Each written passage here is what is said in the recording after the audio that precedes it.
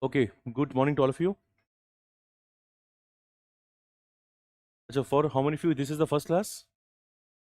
Okay, couple of you. Okay, online. You have seen some of the classes online, right? Okay, today I'll tell you what is the idea for discussion. And also one of the reasons why I'm taking a live class also on YouTube is since yesterday the Telegram is not functional. So the people who have joined in, when you go to the view details section of your course, you will also find this extra. Click here to join the WhatsApp channel. This is how you can join the WhatsApp channel. For some of you, I've also sent you manual links to join the WhatsApp channel, right? Other than that, please find it here in the view details section of your course. Okay, like you would have joined the Telegram channel, same we have added a link to join the WhatsApp channel. Okay, the future mode of communication will be here. Additionally, those of you who have joined in very recently, because I've also uploaded some PDFs etc. here, and I think WhatsApp does not allow right now the PDFs to be shared, only the images can be shared. So I'll additionally maybe have a Google Drive link wherein the PDFs will also be there. Okay, so the handouts can be accessed from that. Okay, so that is there. The very first thing, the people who are very maybe who want updates here, you can just see and have a look at it.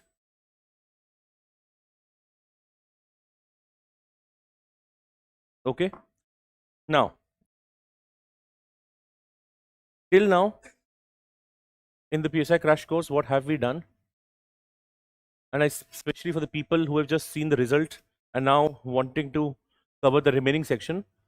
So this is L7. The static lectures are mentioned 1, 2, 3, 4. So we've done almost, this is today is going to be the 7th lecture of paper 1A. Additionally, we have done 2 current affairs session. Okay, so total almost 9 classes including today's would have been done. So those who are starting now, it's not that that's a huge backlog. If you spend let's say around a week or so, you can cover the remaining backlog in the classes.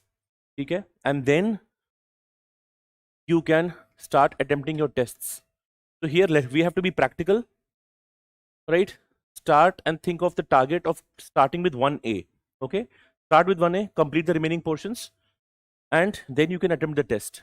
Again, just to reiterate how the format of my classes is, in the classes we discuss all the PYQs and the themes around it, but my more focus is on content, enrichment, and the structure.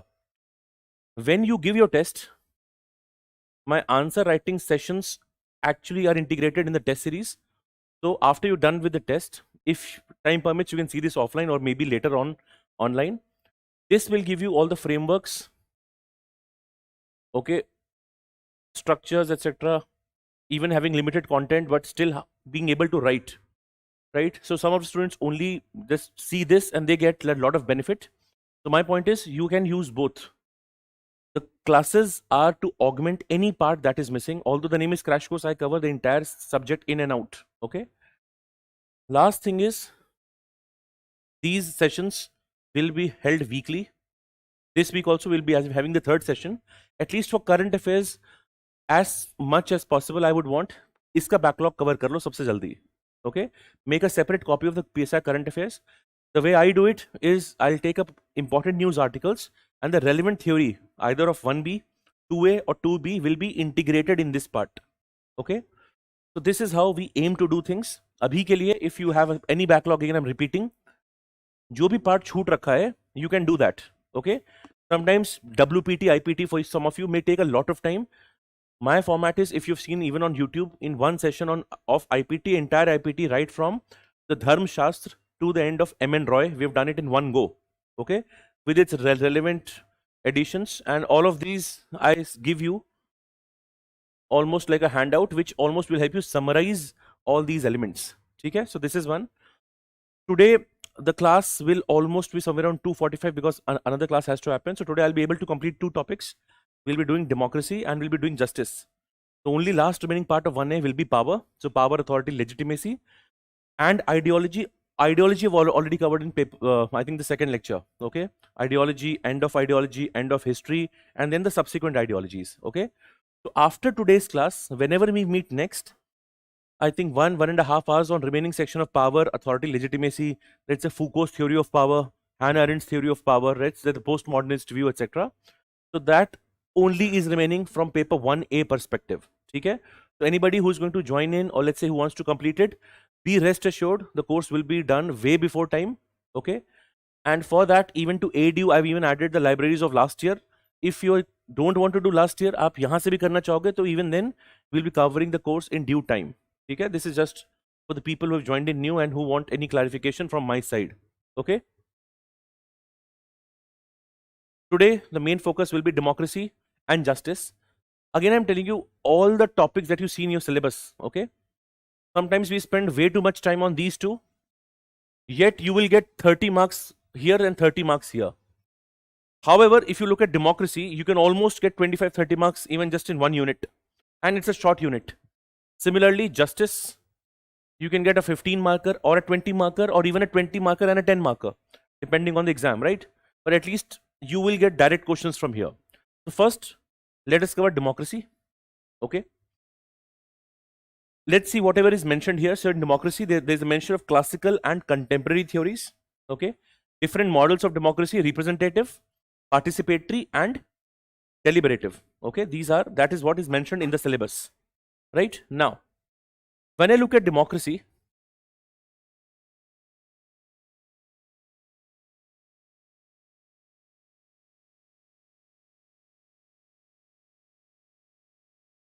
if I just quickly look at the type of questions that have been asked, very first question, if you read, explain briefly the elite theory of democracy. Okay.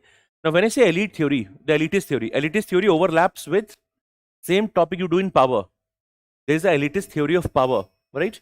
Any idea who has given the elitist theory of power? Pareto, then Mosca, right? So democracy and power will go hand in hand. This year there was a question on C.B. Macpherson's view on power. If you've done his view on democracy, same you had to write. Okay, so there is this part. So elite theory they've asked you. Deliberative democracy is a direct keyword in our syllabus. Okay. Now, success of contemporary democracies lies in the state limiting its own power. Right? How does it lead to success, Madhav? Success of contemporary democracies lies in the state limiting its own power. The same question can come in paper 2A also. In paper 2A, contemporary concerns, one of the concerns is democracy. What comes to your mind in this question when you see this question? Development of individual, anything else? Limited government, that is the main idea.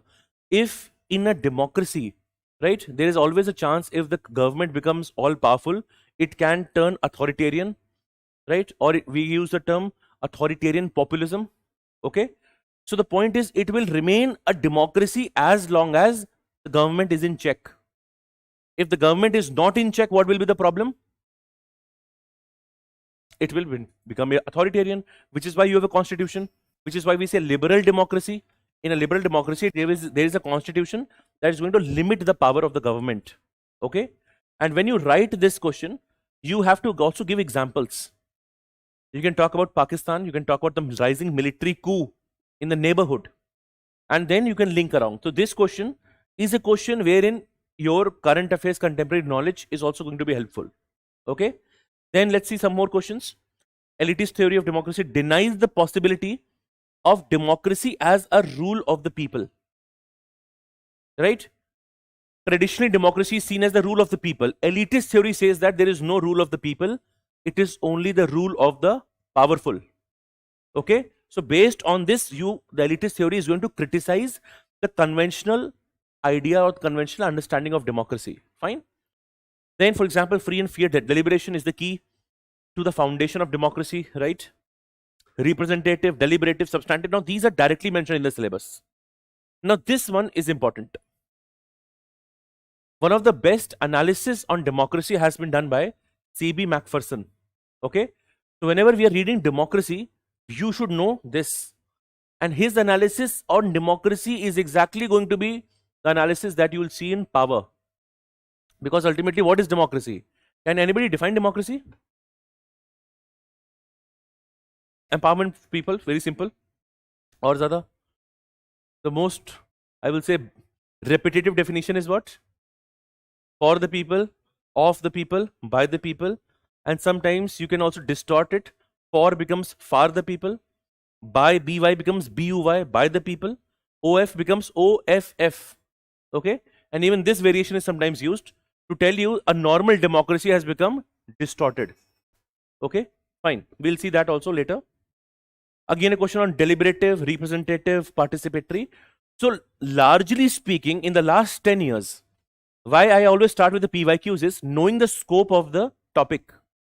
Okay, they have mostly stuck to what is there in the syllabus, which means I need to know about whatever keyword is there: representative, deliberative, participatory. That is one. Other than that, we have to also prepare, let's say, Macpherson's views on democracy. Okay, now something that is not here directly, but something that you still need to know in democracy, and we'll see this when I will be writing some of these aspects very shortly.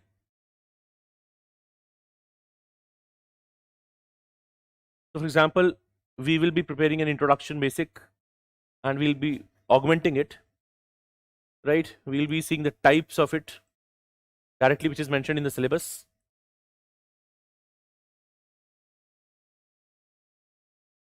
There's going to be analysis, most importantly by C.B. Macpherson.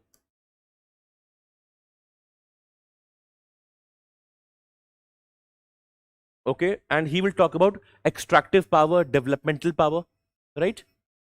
And the analysis does not end here. You also have, again, intersection of Asian values. How many of you remember Asian values? In the last class also we've done Asian values. Who has given these? Batao.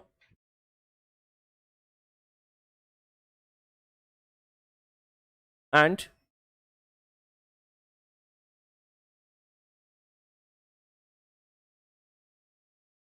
while discussing this, I'll also give you some counter examples to democracy. For example, the example of Singapore. Okay, so if I look at Lee Kuan Yew, he would be against democracy, and he will say democracy and development cannot go together. Okay, and for that we'll also be writing a quote specifically for this part. The democracy and development would not go together, right? And this is also, and this is specifically here, when we do this, we will also see Amartya Sen versus Lee Kuan Yew. Both of them will have a different perspective on democracy.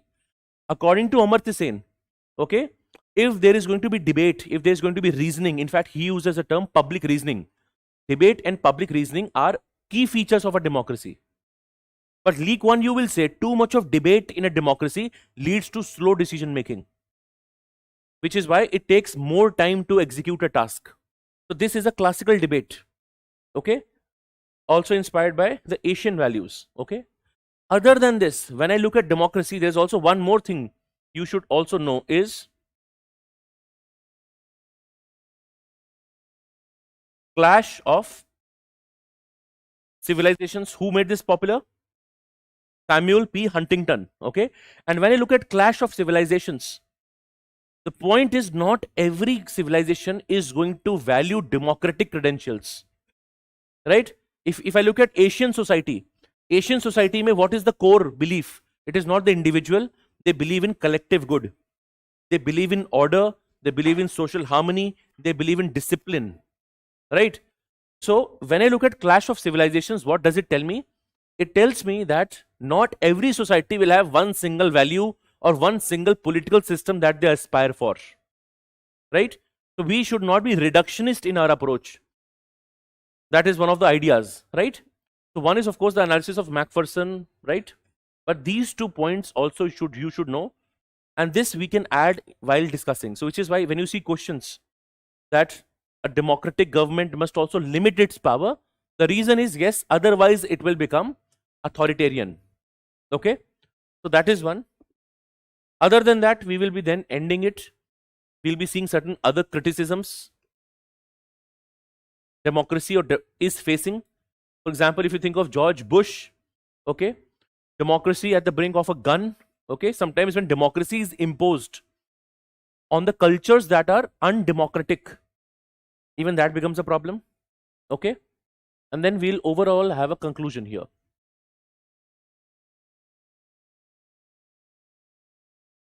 right? So you should know the scope of your topic, whatever we have to understand here. So introduction, types, analysis, criticism, and the conclusion one by one. Okay.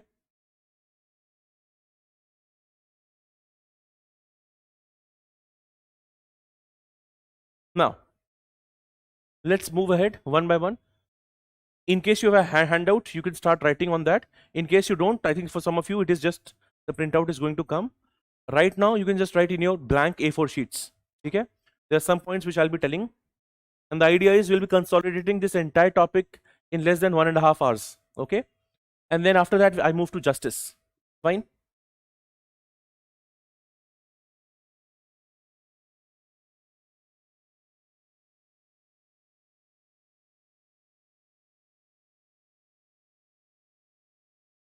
Now if I just break down the term democracy, right, ultimately what is the meaning of this? Rule by the people. This demos, okay, two words are here, and one is kratos. Okay. So what is the very basic idea? It's the rule by the people, right? If I just break the term, if I see the etymology, that is one. Okay. There's a very popular quote by Winston Churchill: democracy is the worst form of government except for all the other forms, which is the idea is, practically speaking, this is the best, other forms are not as good enough. So if you have to survive, this one is better. And lastly, there are certain core principles in a democracy. Okay. Core principles like popular sovereignty. You know what is popular sovereignty?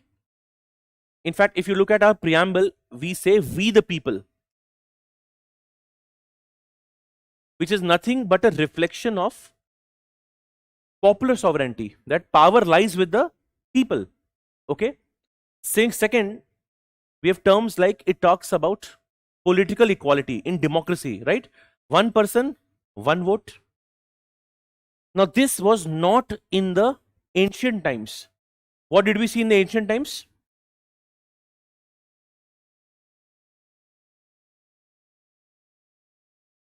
Sorry.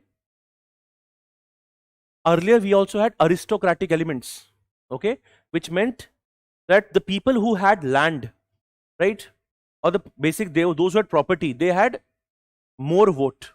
So one person, one vote was not there. Right now we're talking more of political equality. That is one. Okay. Second, there is a rule of law. There's going to be accountability, and ultimately there's going to be participation. All right. So the point here is, these are the main core principles related to democracy. Just keep that in mind. So ultimately, if I break this down, okay, is going to be helpful. So it helps me understand the rule by the people, number one. Okay. Just remember some of the core principles. And one of the quotes, I'll give you one or two more quotes. The idea here is, whatever comes naturally to you, you try to replicate that, right? You'll not be able to remember all of them at one go. That is also true.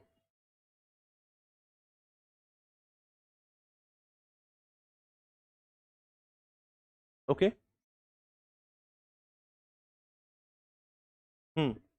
Except for all the others, means there are other forms of government. Okay. So in this, he's actually criticizing that it is the worst form, but in the practical sense, it is useful. The other ones are going to be even worse than that. That is the whole idea. Okay.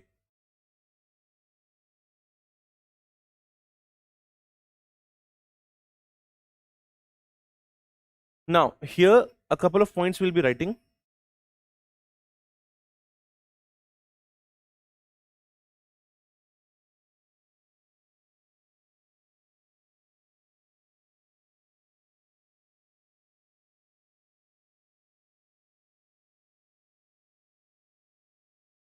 Now, write one more person's quote. Right, Harry Emerson.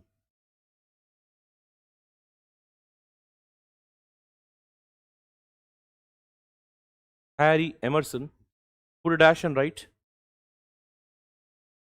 democracy relies on extraordinary wisdom.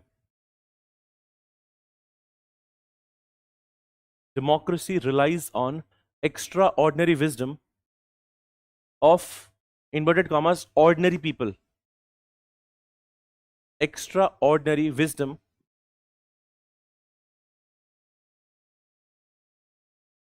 of ordinary people. Next, likho, this is a very common. John Dewey. Because democracy is not just a form of government. Democracy is not just a form of government, but a way of life. It is not just a form of government, but a way of life.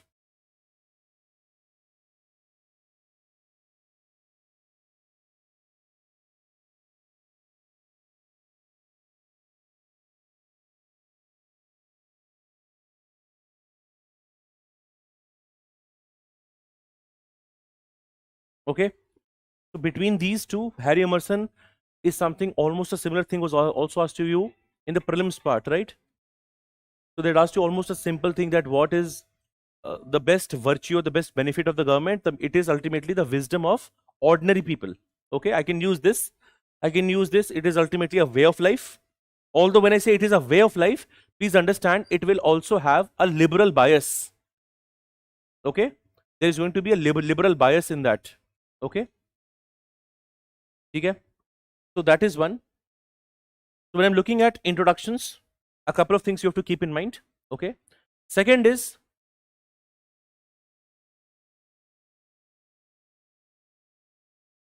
this is just for our quick revision. If I look at the origin and the evolution of democracy, how things have happened, let's go back to the ancient times of Plato. Okay, was Plato a supporter of democracy? No, right? What did he say basically? Why was Plato not a supporter of democracy? Corruption, right? He did not believe in the wisdom of ordinary people. He believed in the wisdom of philosopher king. Okay, that is something we already know. So if I look and if I see the evolution of democracy from the classical to contemporary times, okay, one thing is, in ancient Athens, etc., at least there was some elements of direct democracy, but it was limited in scope. If you go to medieval times, okay, in medieval times are synonymous for dark ages. Okay, there is going to be feudalism, but that is going to be challenged by Locke. We see Locke as the father of liberalism.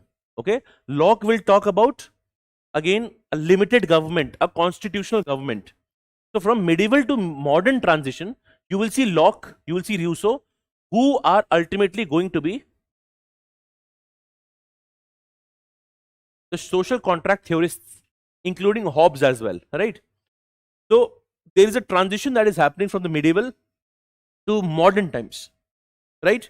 Then properly you will have liberal democracies, okay, which is in the post-enlightenment era, right?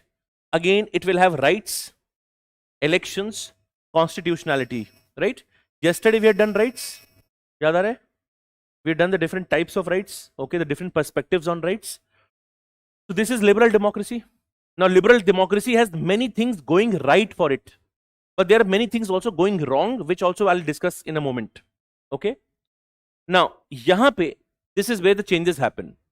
In post-colonial societies and the global south, you know what is the meaning of the term post-colonial? After decolonization, okay, most of them have inherited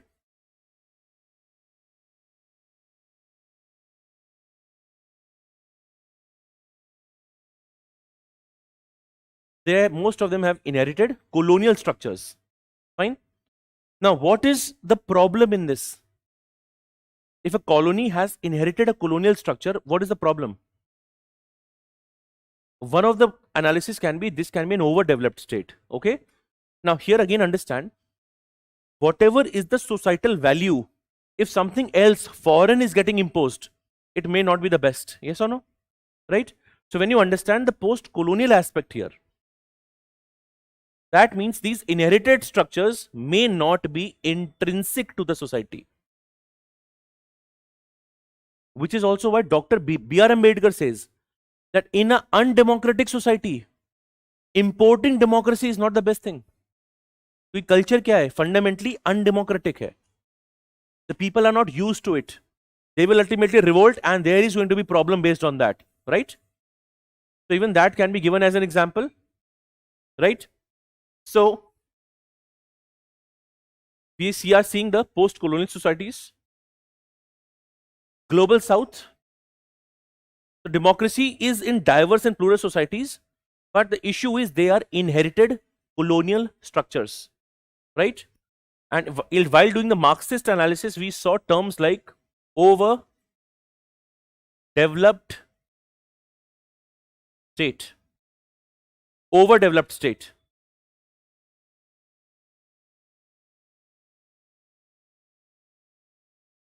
All right.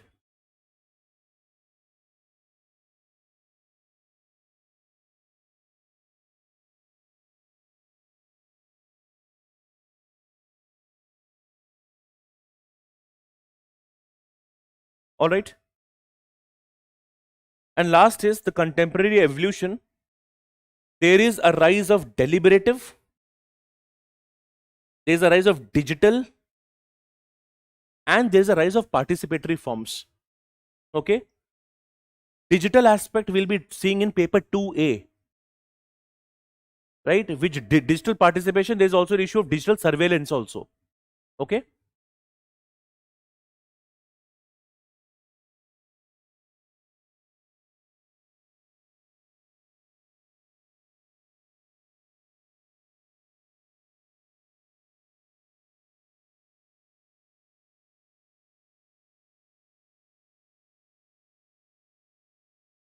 All right.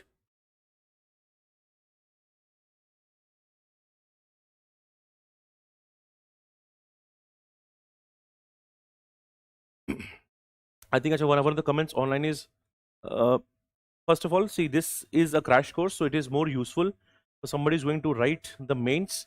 Somebody who has done their foundation wants to revise and enrich all the things. If you have not had your base covered, you'll not be able to keep pace with it. Okay. So that is the main part. If you have not done your foundation, you can go for a foundation course. That is more useful. But whatever we are doing here, the coverage of current affairs, main thing is I'll be covering all the topics. So whatever you can practically do in the span of between prelims and mains, we'll do even more than that. But of course, you have to do answer writing in this time as well.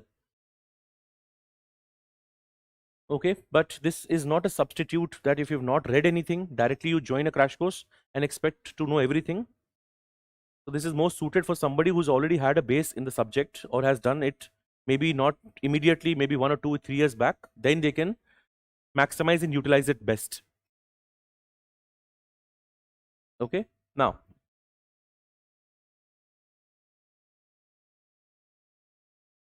so we've seen the origin and evolution. Abhi we're just building on what democracy ultimately is and what it actually talks about.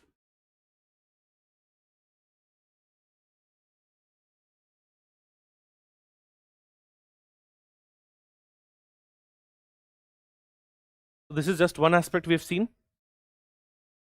Just an overall evolution of democracy. Then one by one, I'll be going into each of the points. So when you look at your handout,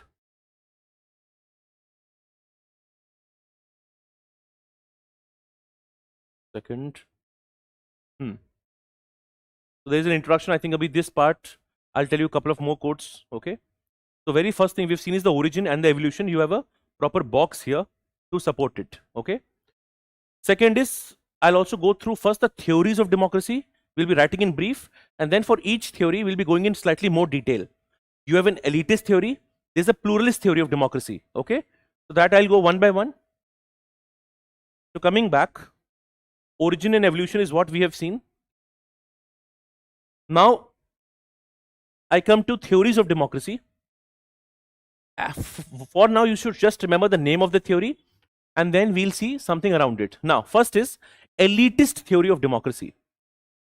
When I say the term elite, what comes to your mind? Privileged, okay? And the powerful, right? Let's say the oligarchs. So elitist theory of democracy. The moment you see the word demos, abhi humne kya dekha? What was demos? Ultimately, rule of the people. But this fundamentally goes against the idea, right? So when I look at democracy, the idea of democracy is empowerment of people. But elitist theory says that to believe that the power lies with the people is an illusion. Power actually lies with the competing elites. In fact, it may go from one elite to the other, but does not go to the people. And when it goes from one elite to the other, what is the problem? It is circulation of elites. Okay? So in this sense, they simply highlight it is an illusion to believe that the power actually is with the people. Now, this theory also comes very close to Marxist analysis. Right? According to Marxist analysis, can we say state is the instrument of bourgeois class? If state is the instrument of bourgeois class, what is the role of state? To protect the interest of bourgeois class, right? Bourgeois class is the elitist class. So ultimately, state is ensuring that the elitist class is able to survive at the cost of ordinary people. So the state does not partake in welfare activities, but ultimately what is state doing then? State is only helping the bourgeois class. So this theory comes very close to the Marxist analysis also, right? So when we are looking at the elitist theory of democracy, if you just know this term well, that here power does not lie with the people as democracy would want us to believe. Power lies with the elites. Okay? So that is the first thing. Democracy is the rule of competing elites and it is not the rule of masses. Is that clear? Second, of course, you have thinkers like Schumpeter, okay, Mosca, Pareto, right? Initially, you should write Mosca and Pareto. I'll also be telling you sometime just very later. There's a Schumpeter-Dahl axis, okay? That also I'll be telling. Abhi ke liye for here, elitist pe only write two thinkers. One is Mosca and one is Pareto, okay? So you have a box of theories of democracy. First, just write elitist theory of democracy, right? Only one line we'll be writing. Democracy is the rule of competing elites.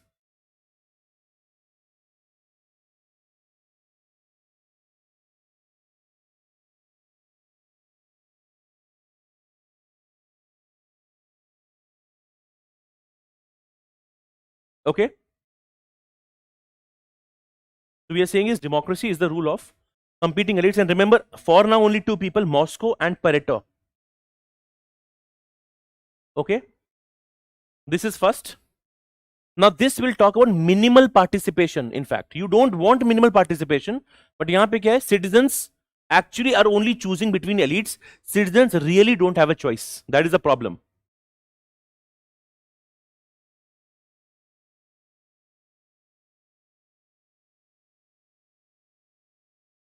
All right? So it talks about minimal participation. Otherwise, in democracy, we always say what? People have choice. Right? People can choose anybody. Ab reality pe kya hai? You have to choose only between the elites. So isn't your choice restricted?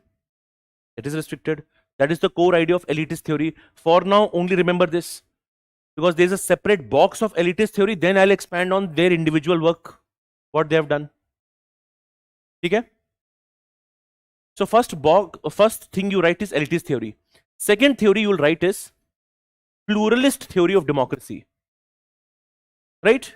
Now pluralist theory, does it challenge the elitist theory? Elitist theory kya kahegi? There is a rule of elites. What does the pluralist theory say?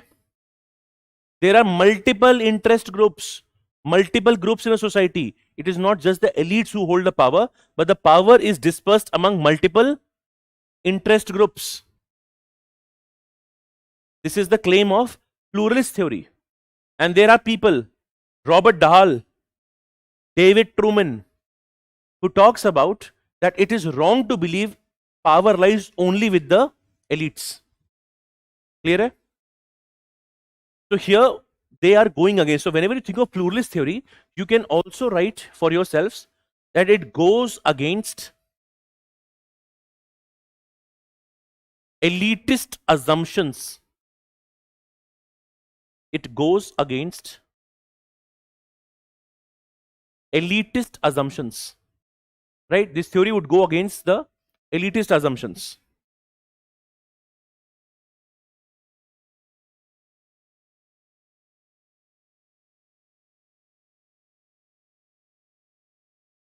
Right? And one major takeaway is that there is no one group that dominates permanently. There's no single group which is dominating permanently. But elites will say what? Elites are dominating permanently. So elitist theory and pluralist theory, you will see a certain clash. They are not totally having the same opinion. There is a difference of opinion, yes or no? Elitist theory versus the pluralist theory, they will talk about different things. That is the core idea. Okay. Now, almost a similar thing related to pluralist theory is Robert Dahl's polyarchy. Now, please remember, although I've written this as point number 3, this is not a separate theory. Right here, Robert Dahl is mentioned. I've just expanded on Robert Dahl's polyarchy. Okay. Now, Robert Dahl polyarchy basically will talk about, if you just break down the term polyarchy,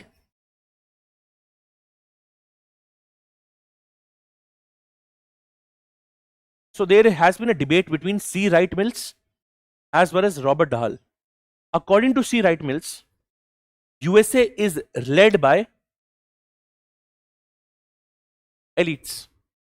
This claim was contested by Robert Dahl, saying that in USA there are multiple interest groups and not all the power is controlled by elites.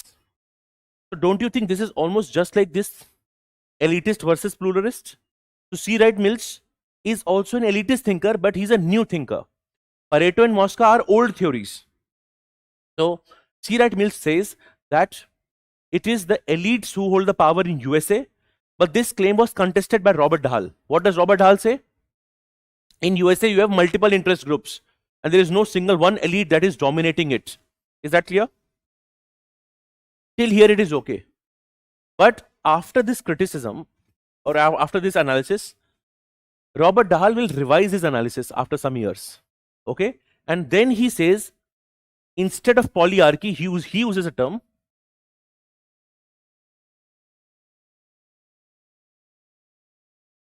deformed polyarchy. And he would highlight that not all groups have same power. First, he says that the power is distributed among different groups, but the reality of it is some groups, and which are ultimately elites, which have money and muscle power, they control more power than the others.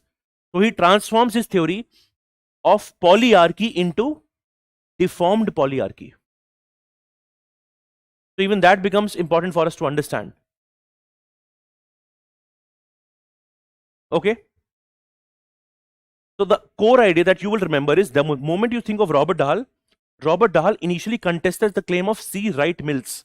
What does C. Wright Mills say? USA is led by elites. And Robert Dahl will simply say, no, USA has seen the rise of many interest groups. Right? And all of them have their purpose. But some years later, even Robert Dahl will revise his doctrine, saying that in all the interest groups, not all of them have the same power. Some of them have more power than the others. And for that, he would simply say what? There is deformed polyarchy. Okay. Then we have something. In fact, out of all of this, one of the most analytical, one of the best analysis on democracy has been done by C.B. Macpherson. Right? So if you get a radical or a socialist theory of democracy, it is C.B. Macpherson. Now, C.B. Macpherson, if you have to understand this in very simple words, his analysis, what is it? Right? First we'll understand it, and later on I'll ask you to write a couple of lines also, maybe later. Dekho, C.B. Macpherson says that liberalism's claim that democracy in liberalism is the best is also not correct. Because in liberalism or liberalist capitalist societies, they also have high levels of inequality. Right? There is no, it is, let's say, class inequality. So liberalism cannot claim that democracy in liberalism is the best form of it. In fact, he would say that there are certain socialist societies, who have managed the differences even better. So liberalism simply cannot claim its superiority over democracy. And for that, he will tell you two terms. According to him, and in fact, he will say, one is that even liberalism has its own challenges. And he will say socialism, because earlier socialism will always be seen as negative. And he will say even socialism can have some positives and liberalism can have some negatives. Right? And then he analyzes liberal democracy. According to, and when he analyzes that, he goes into two things. He goes into procedural aspect and he also goes into the substantive aspect. How many of us know this term procedural? Procedural means simply, there is something known as following the letter and spirit. Only the letter is procedural. Spirit is substance. So if I say everybody is equal, and if I say you have a right to vote, you have a right to contest elections, is that procedural justice or substantive justice? Procedural, because I have not talked about economic or social justice. Yes? So here, according to Macpherson, liberal democracies have procedural democracy, but they don't have substantive democracy. Okay? So iske liye, for example, he will say, yes, this is correct, but this is not there. But he will say that in socialism, in some cases, they may not be following the exact procedures which liberal democracy has, but substance hai yahan pe. Because they will work on welfare, they will work on reduction of class inequalities. And for this part, he highlights two terms, that if you want to analyze any system, whether it is substantive or not, you have to look into two things.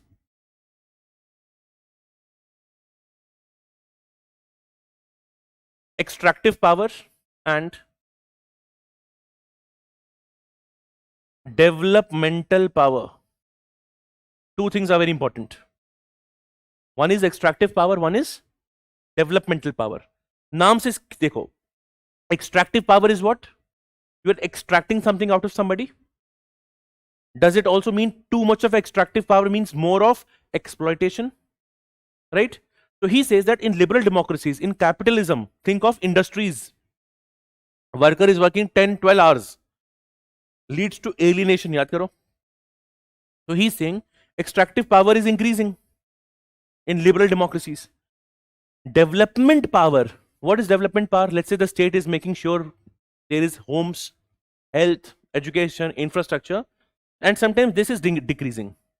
But he will say, in a true substantive democracy, ideal case kya hoga? This is zero.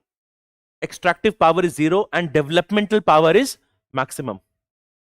That is the ideal case that he will say. Or he will say, something which is good is where extractive power is reducing and developmental power is increasing.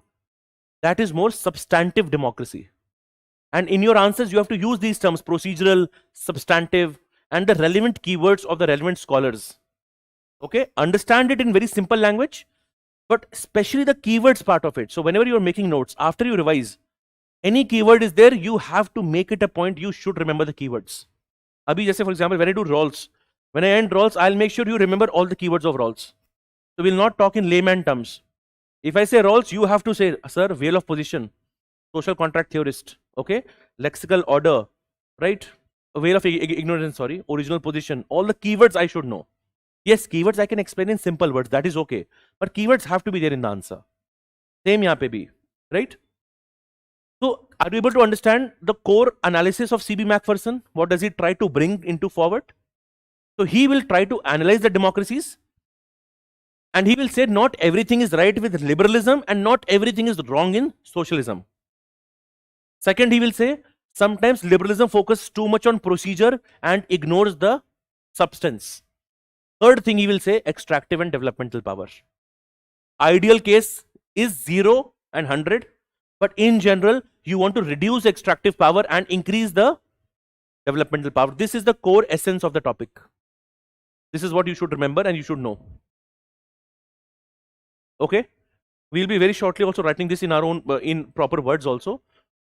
Right, for now you can just remember and write in the theories box radical socialist theory, CB Macpherson, and only write one line that liberal democracy masks class inequality and capitalist domination. It is hiding that.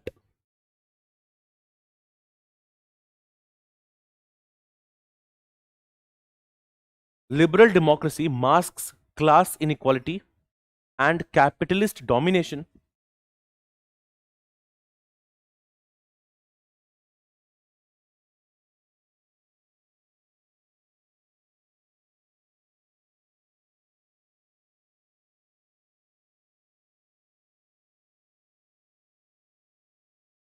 Okay.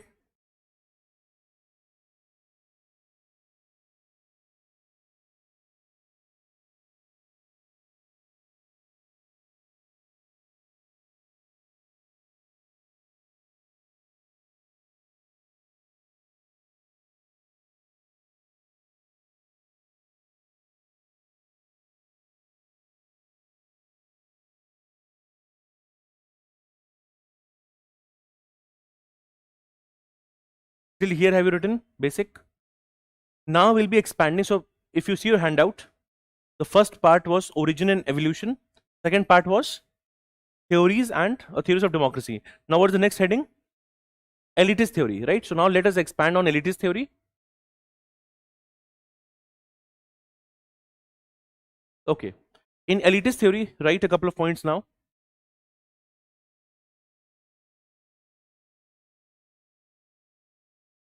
पहला लिखो Joseph श्रम्पीटर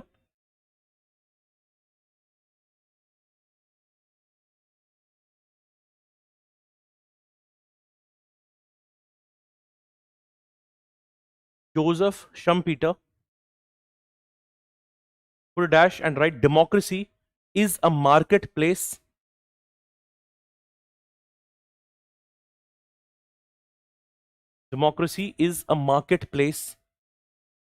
where elites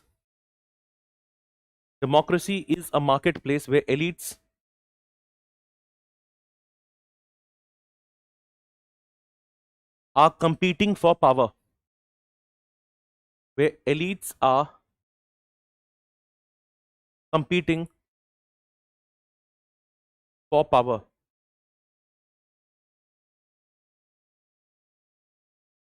Elites are competing for power. First thing. Second, right? Raymond Aron.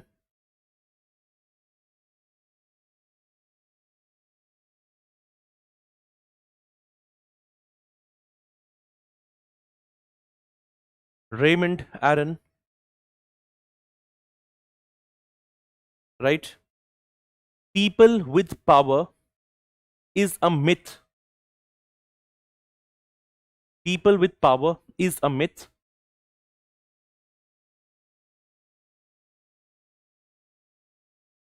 So right, liberal societies have pluralistic elites.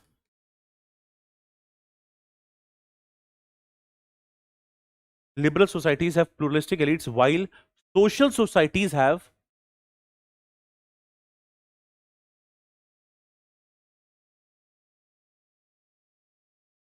monolithic elites.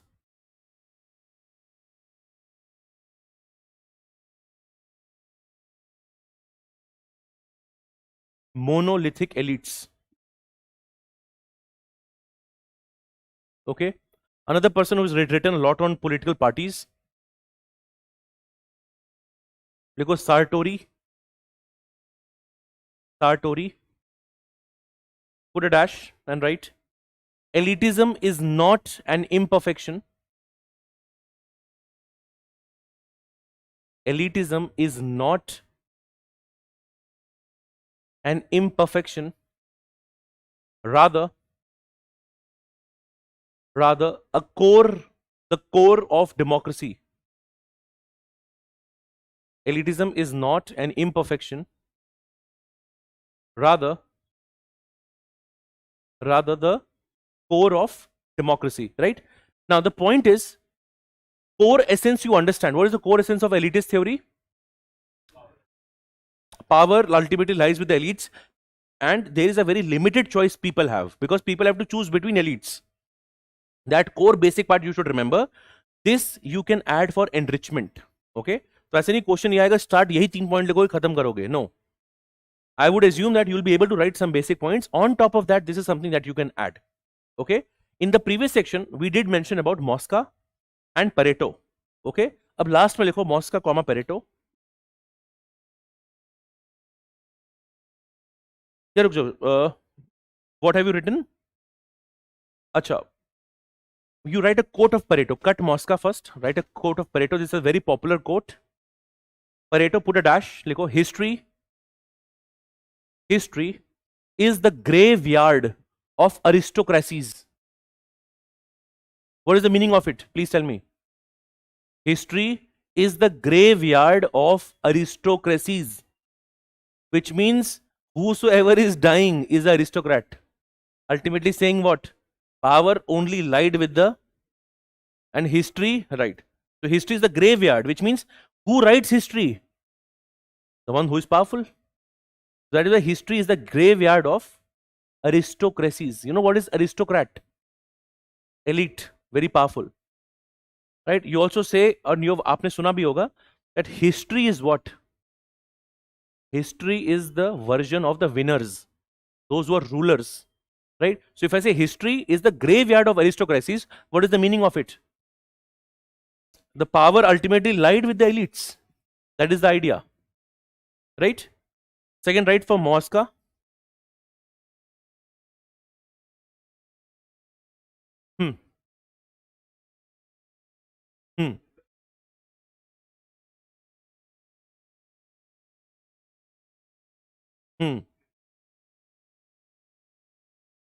No, isme there is no value judgment actually. He is simply saying that if somebody assumes that elitism is actually an imperfection, the reality is elitism is always going to be there. We have our value judgment, sir. Is elitism good or bad? Wo hatao. He will also talk about generally how political parties organize themselves. So he will simply say that the understanding that elitism is an imperfection is a bad thing.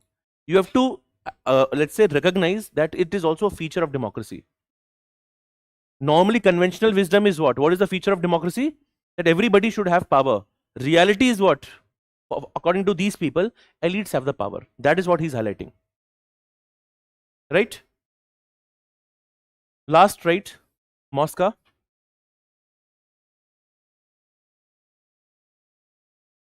देखो, in all societies, Mosca में in all societies, two classes of people appear. In all societies, two classes of people appear. Put a dash, right? A class that rules, and a class that is ruled. A class that rules and a class that is ruled. Okay? A class that rules and a class that is ruled. Okay? So you have Schumpeter, Ramandaran, Sartori, you have Mosca, you have Pareto. Okay? How many of you have heard this term? Iron hand of oligarchy. Sunay? Sorry, the iron law, the iron hand, right? So what is the idea of that? What is the meaning? What is the meaning of iron hand? So for example, this phrase is very popular.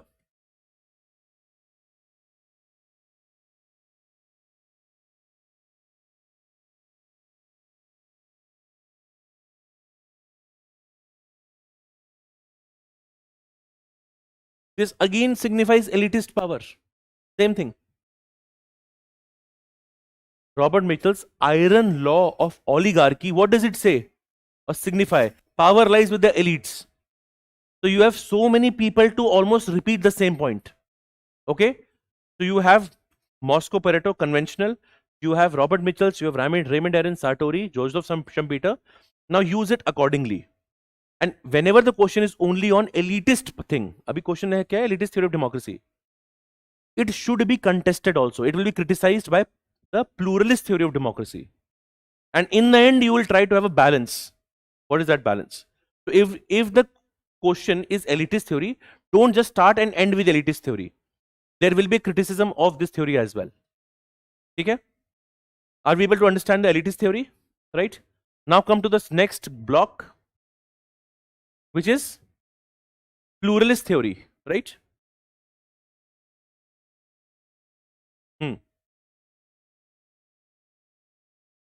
Can be, but you can also have even Macpherson's analysis also, which I'll tell you how to write that. Okay? Pluralist theory of democracy. Okay? Now, in this, right, pehle likho.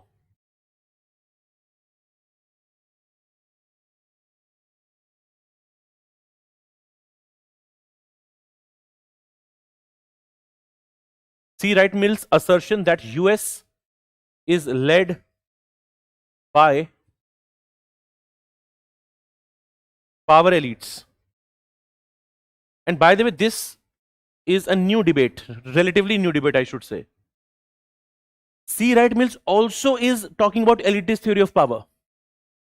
So C. Wright Mills' assertion is what? US is led by power elites.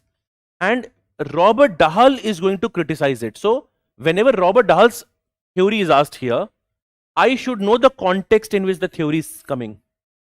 Robert Dahl is a critic of C. Wright Mills. And from that he will say, no, the power does not lie with the elites, it lies with different interest groups. Is that clear? So that is why I'm mentioning this first. C. Wright Mills will be our anchor, and based on that anchor, I'll go to Robert Dahl. Is that clear? This first line you've written. Second, right, Robert Dahl.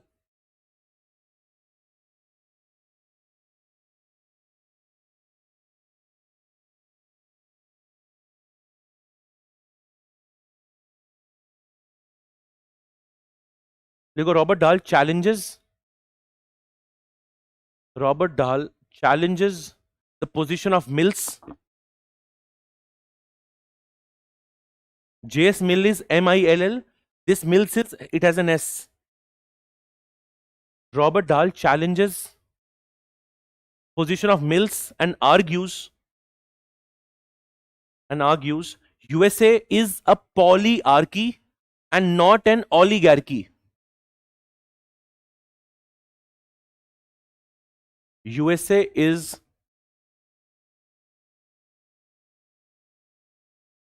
polyarchy and not oligarchy.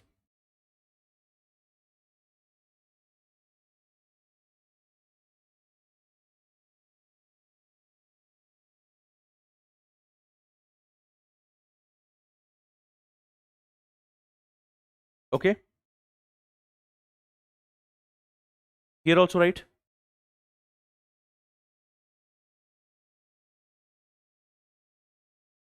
According to him,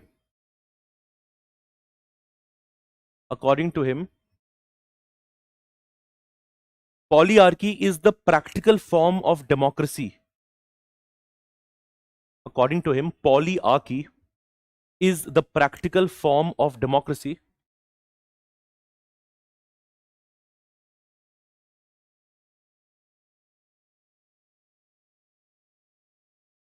Where power is distributed among various interest groups. Where power is distributed among various interest groups and not concentrated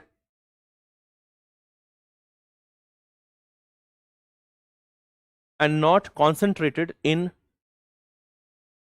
elites. It is not concentrated in elites.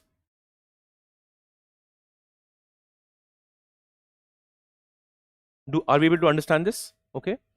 And now this is till sometime this was agreed. अब इस पर लिखो last line लिखो, later Dahal modified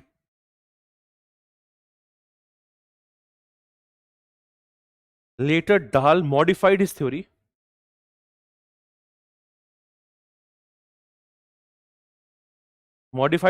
and called it deformed polyarchy.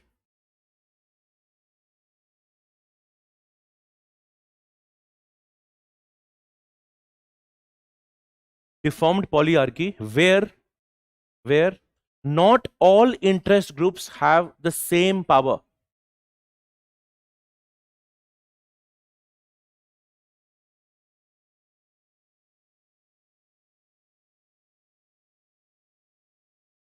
Where not all interest groups have the same power, and the dominant ones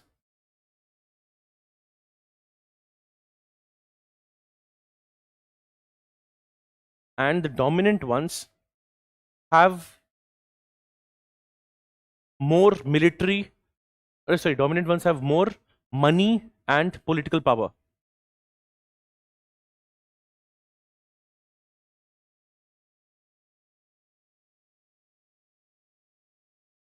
Are you able to understand?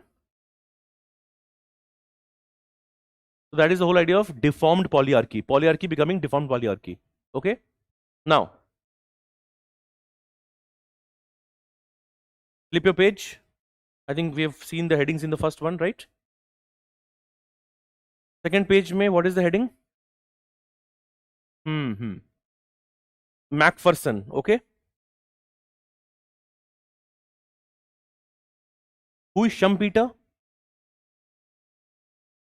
Elitist, right? So I'll draw Schumpeter-Dahal axis. This is also what you can even draw in the exam. Okay, this is a proper diagram. Okay. In political science, there's a very limited scope of diagrams, but there are some diagrams that you can draw, like David Easton's input-output feedback model, like base and superstructure, Gramsci, a Marx type. May if you get a 15 marker, something like this. 10 markers hoga, so I don't advise. Similarly, if a question is on more detail, 20 marker on Macpherson, let's say, then you will draw Schumpeter-Dahal axis. This axis is also highlighted by Macpherson. So Macpherson will simply say, chahe wo elitist ho, or if it is a pluralist, they converge on one point, which we'll see very shortly. Okay. Now, talking of Macpherson, like I've told you, one of the most authoritative analysis on democracy is done by Macpherson. So if you get a direct or indirect question on democracy, somehow try to bring Macpherson as a conclusion. Because Macpherson ka core idea kya hoga hamesha? At the end, he will say democracy should follow its substance. What is substance of democracy? Empowerment of people. So isliye Macpherson's analysis is a good way to conclude it.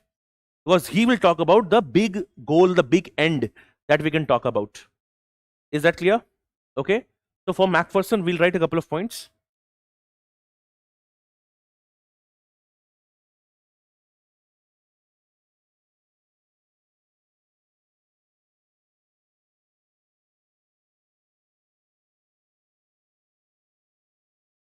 पहले लिखो, Macpherson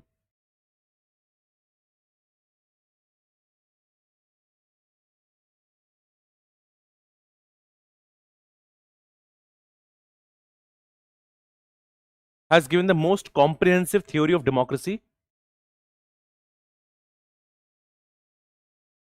Has given the most comprehensive theory of democracy. Write his book also, because questions on Macpherson's have been asked not once, but more than once. This year also there was a question on Macpherson. Write the name of his book. Likho, The Real World of Democracy.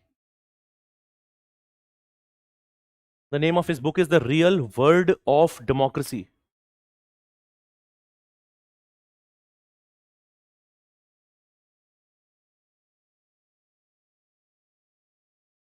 Right? Being a liberal egalitarian, he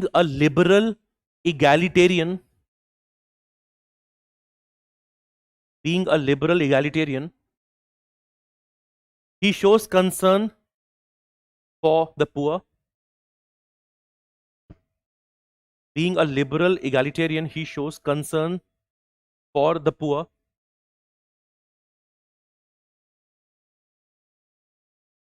Full stop, right? He argued that the West cannot claim monopoly. The West cannot claim monopoly over democracy.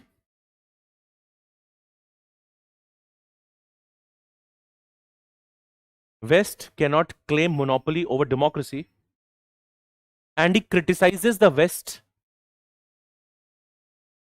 He criticizes the West for ignoring alternate models of democracy.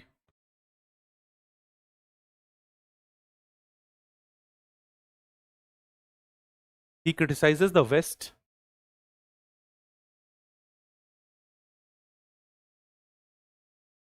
for ignoring the alternate models of democracy.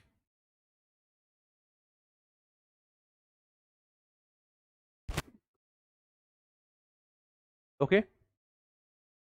Till here you followed? Now, right? Macpherson calls, till now this is the base of Macpherson.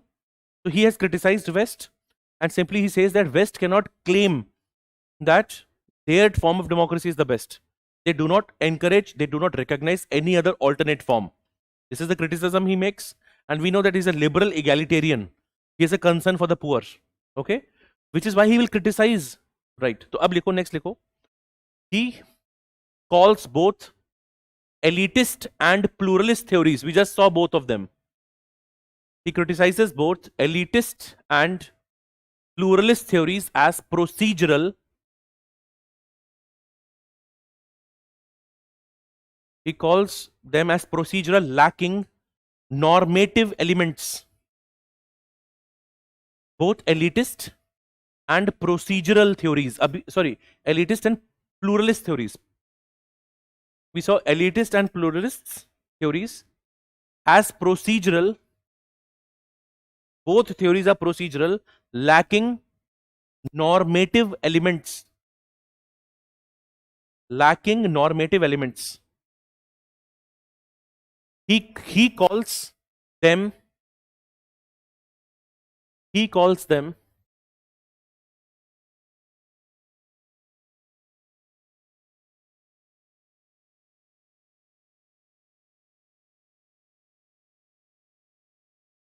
Schumpeter, Dahl, axis. The Schumpeter, Dahl axis.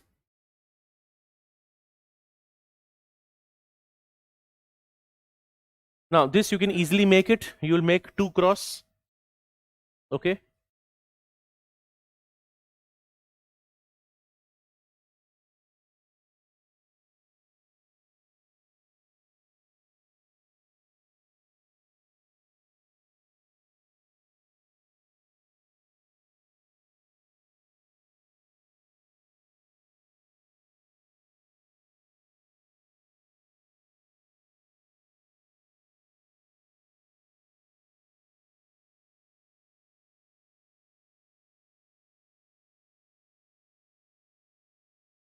Both of them are at 2 different axes, right? But they will converge also.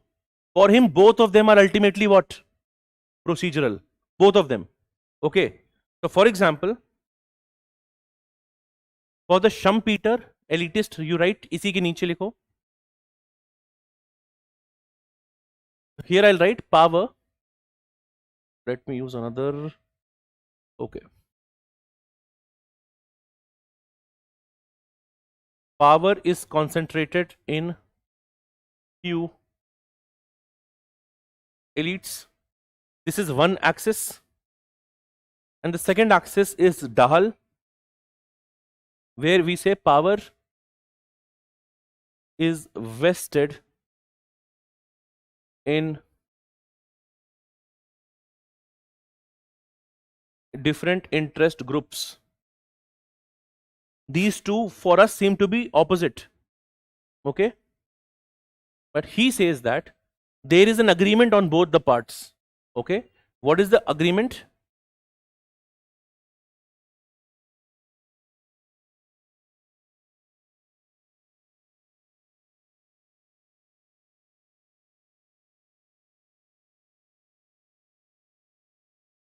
Both agree democracy is a procedure. So now when you see the term Schumpeter-Dahl axis, it is actually related to analysis of Macpherson.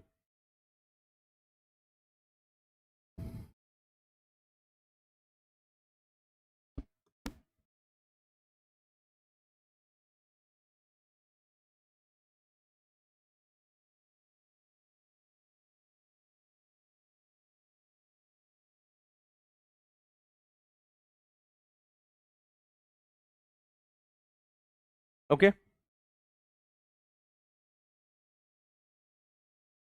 And main criticism for him is that ultimately this is procedure, which is why he'll say you have to go into substantive element.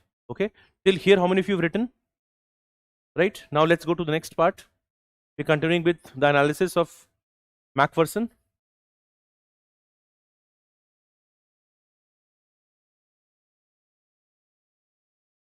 Now, if you've seen, what is the heading we've written? Radical. Right? Why does he say radical democracy? अब देखो, if you get a question, radical democracy, या radical democracy of Macpherson, remember radical humanism? M.N. Roy was not satisfied with fascism, with socialism, nor with liberalism or capitalism. He was not satisfied with any ideology. Okay? So he said, ultimate liberation of human can only come in radical humanism. Macpherson has analyzed all the different types of democracies. For him, even the Western democracy is not the best type. Elitist and pluralist. For some people, these are different. For him, both of them are same. Both are ultimately, they reduce democracy to a procedure. So he says a radical form of democracy is needed, which goes beyond the procedure and works on the substance of it. Clear hai? So नीचे लिखो. And if you have less space, flip your page. The next page is fully blank. Okay, those who have the handout. Okay, so now write. देखो, Macpherson proposes a radical theory. Macpherson proposes a radical theory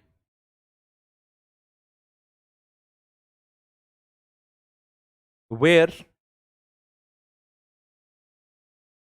democracy has a wider form,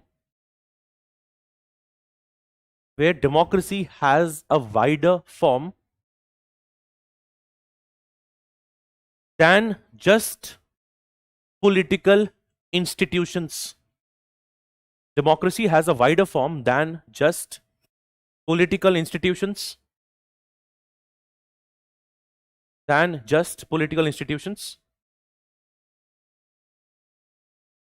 Full stop, right?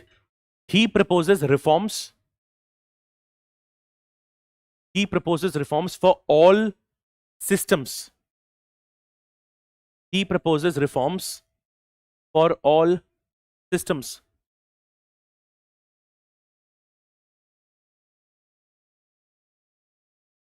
अब देखो, लिखो पहले लिखो dash, लिखो liberal capitalist society.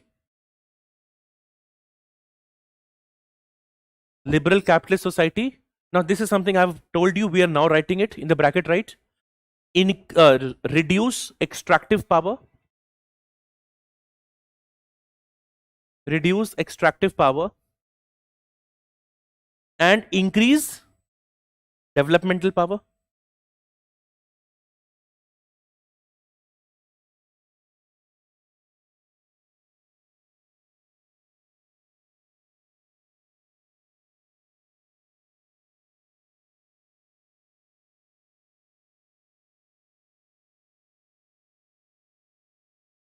Right? This is for liberal capitalist society. Next, likho socialists. Now for socialist, he will say, bracket mein likho, intra-party democracy.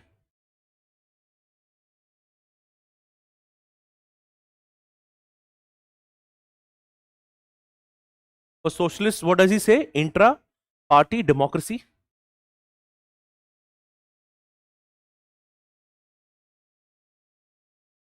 देखो last देखो, the third word, you know what is the third word? Global South, post-colonial societies, right? So third word, one party states. Third word, one party states. Here you write, generate mass support for government programs.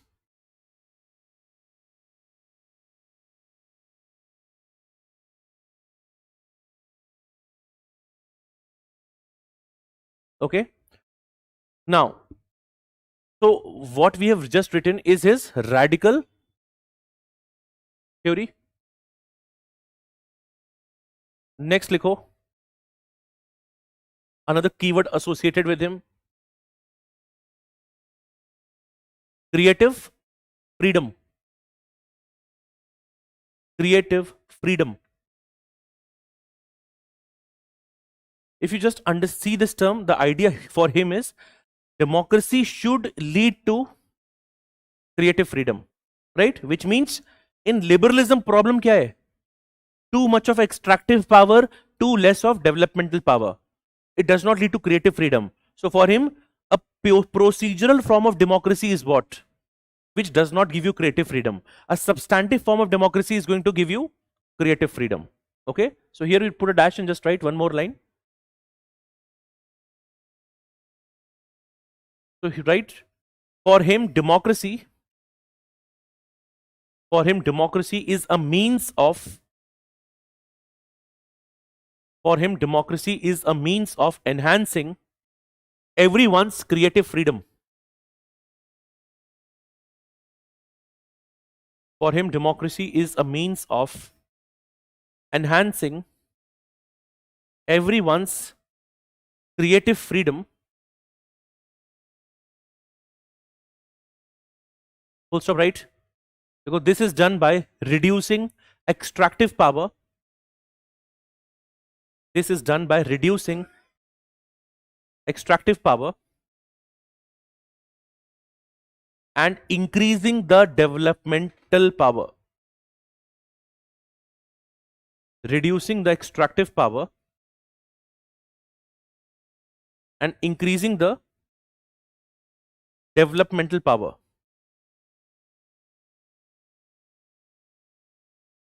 Okay. So now what we have seen so far, if you look at the theories of democracy, we have seen the elitist theory, we have seen the pluralist theory, and we have seen the analysis of Macpherson, who says both of these theories are what? Procedures. They are not substance. And for that he gave his own radical theory, and second he gave the idea of creative freedom. So now whenever you see and whenever you talk about the substance of democracy, the analysis of Macpherson can be brought here. Can I say this? Okay. This is again something that you should remember. And if you look back at your paper, questions now on Macpherson directly have been asked. Okay. Now, before I move ahead, take out a blank page. You will very quickly just structure this question. Explain briefly the elite theory of democracy. Blank page. People who are new, sometimes we structure the questions directly in the class.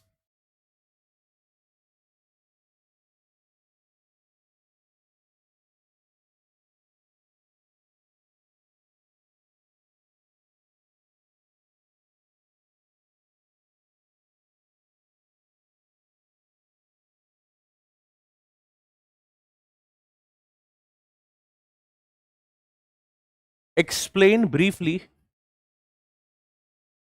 the elitist theory of democracy.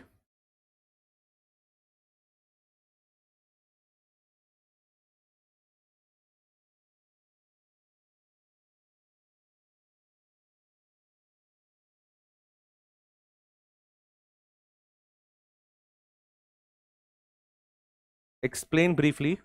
And I don't want the entire answer, I just want you to think of what will be the introduction that you're thinking of. Body में क्या क्या basic points आएंगे? Just try to think about this question, then I'll discuss with you the structure. This will be done in far more detail in our the moment you have your test. तो हर question पे हम ऐसे करेंगे बैठ के. Content by then you would have already had it.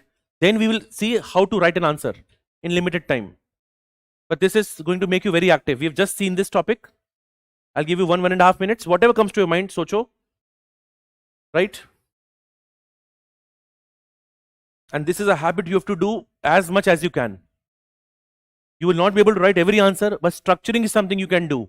It saves times also. It saves your time. And overall is helpful.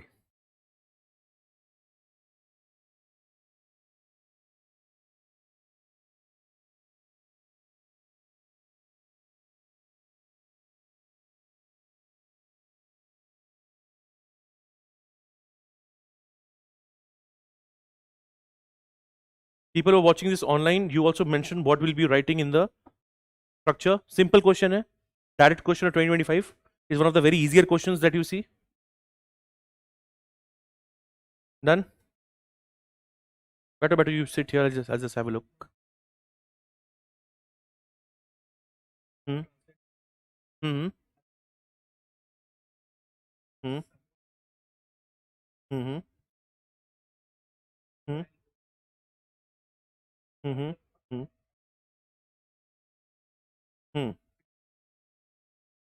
ठीक, I understand. Okay.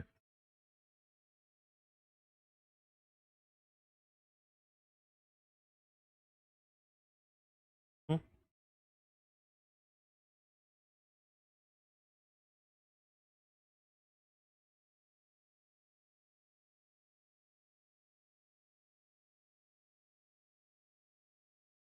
ये क्या आएगा बताओ इसमें? What will come here? Which one? हाँ ठीक है, good. कुछ points बन रहे हैं?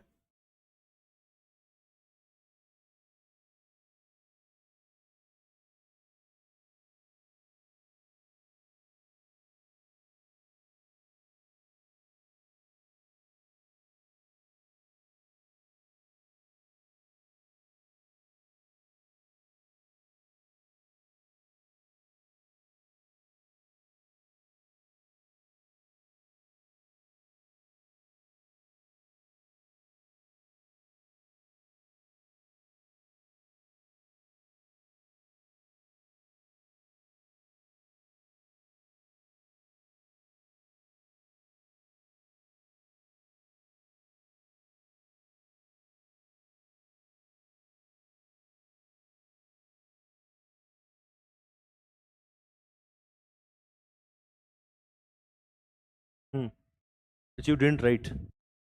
अरे स्ट्रक्चर किया है ना? हाँ.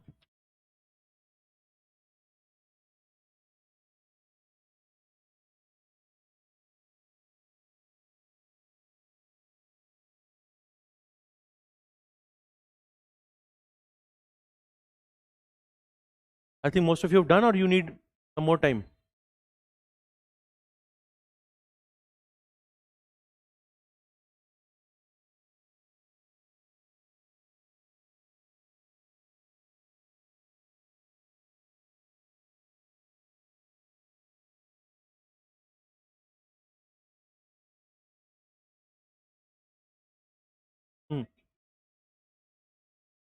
अच्छा कितने marks का? अभी तो I have not mentioned, maybe 10, 15.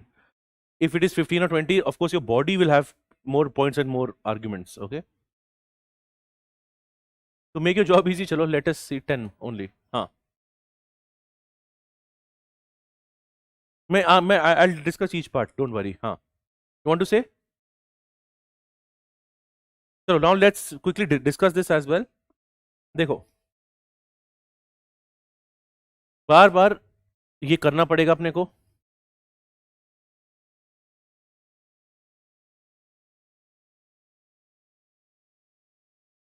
For me, especially in optional, I take this as a separate dimension. This we don't do in GS, right? But this is deliberately done so as to for you to think about. This is the bird's eye view. First level of structure.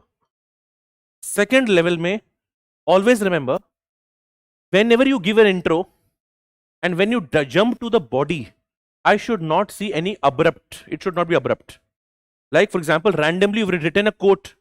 Churchill democracy and directly saying Mosca says this about this theory. Not good. Why? Transition is not smooth, which is why you should have. Same thing is also required in essay. Many a times you've given an anecdote and then you directly start writing. What is the connecting line? That this essay will talk about. You've talked about that. Okay. अब connecting line क्यों चाहिए होगी? If you have, for example, how many of you started with definition of democracy? Introduction definition of democracy. Okay. If you have started with definition of democracy, then you can also mention that there are certain theories of democracy. Right? This will become a segue to the body. That democracy has been analyzed by theories like elitist and let's say pluralist, etc. Now I can talk about elitist without any abruptness. So connecting line is only there for you to check if there is any abruptness or not. If somebody is already started with the proper sense, तब आपको इसकी जरूरत नहीं है. But this is something, and this is, आप देखते हो many times you get a statement. The answer does not have a flow because one paragraph does not follow the other. That is the issue. In the body, I will, if I've established that there are theories like elitist theory, now I can jump into, first is the core essence of elitist theory. Core essence क्या होगा? That it goes against the fundamental essence of democracy. That according to it, the power does not lie with the people, but power lie only with the elites. I've mentioned the core essence. I now need to present the works or the thinkers and their ideas supporting this argument. So you will mention the prominent elitist thinkers like Mosca, Pareto. Elaborate on that. If you have more time, more space, even add other ones, Sartori or Schumpeter. All of them you can add. So body mein, we will establish this part. What is the core argument? You can even go up to maybe C. Wright Mills, power elites. ये आपने लिख डाला सारा. This is the body part of it, which is the elitist theory. Now you tell me what will be the criticism here. Now there can be two types of criticism, I'll tell you. One criticism can be a very obvious criticism that they have been criticized by pluralists like Robert Dahl. अगर ये नहीं याद है, या if you want to have something else, you can also have the criticism of who says that elitist theory ultimately is nothing but a, you can use either of them. Okay, if you use pluralist theory, no issues, end with C.B. Macpherson then, because C.B. Macpherson will say what? That even elitist and its criticism, both of them ultimately are what theories? Procedural, and democracy should address the substance of it. इतना करने में हमें कितना time लगेगा? 1 से 1.5 minute. Okay? So the questions that you are getting in the handout, every question, of course, not the repeated ones. Let's say deliberative democracy has come in 2022. Again, it has gotten repeated. Do it once. But this structuring you should do again and again. Okay? And the point is, the more you read and revise, your structure gets better. Right? अगर आपने अच्छे से पढ़ रखो, तो in the introduction now, instead of one single definition, now you have 3 options to introduce. So exam में, then you have to take these decisions. And the people who have revised it well, this is what you have to do. Right? इसमें जिस भी question में doubt आता है, structuring समझ में नहीं आ रही है, you are more than welcome to ask me. Right? And इसमें again remember, this is a humanities answer. That is why there can be more than one good answer to it. Don't go for ki this is one answer topper is written, I will cram each every word, comma, full stop. It does not work like this. How does it work is, only the core keywords I'm dropping here. I will trust my language. Right? Of course, if you have an issue in the language, of course, read your notes, revise it multiple times, then that is helpful. Otherwise, broadly speaking, if can anybody, अगर इसको इतना याद है, क्या आप answer लिख पाओगे इसको सोच के देख के? This is what you have to arrive at. And this is how you have seen toppers saying, हमने structuring करी थी. We had limited time. This is structuring. In fact, you should keep a rough copy, staple करके question लिखो, structure करो, आगे बढ़ो. The structures can be improved, but it should have some idea, some essence. हाँ, you were saying something. Yeah, हाँ. You can, yeah, you can. You can also start with One way is to start with democracy and then go to theories of democracy. A direct way can also be start directly with elitist theory of democracy, right? And directly maybe start with that elitism, or this elitism is not a exception, that the quote that we've just written. So even some quote based introduction you can also start. That can be done, no issues. Okay? So sometimes in the classes also I make you structure this so that your mind is active.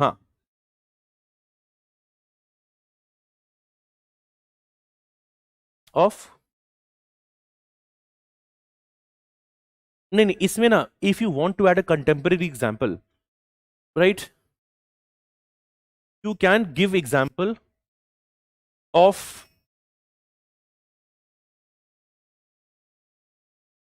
this military industrial complex. This also was discussed in the discussion of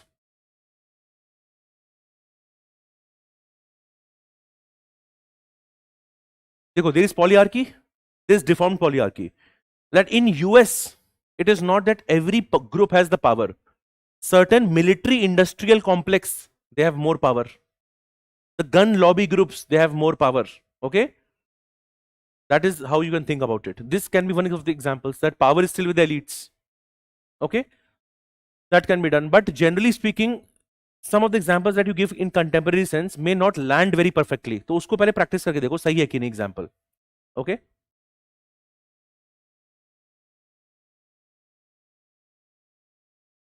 Then you can give that ultimately, and there also you can even mention the overdeveloped state या composition of elites, how the oligarchs etc. are ruling, or Russia, for example, ruled by a lot of oligarchs.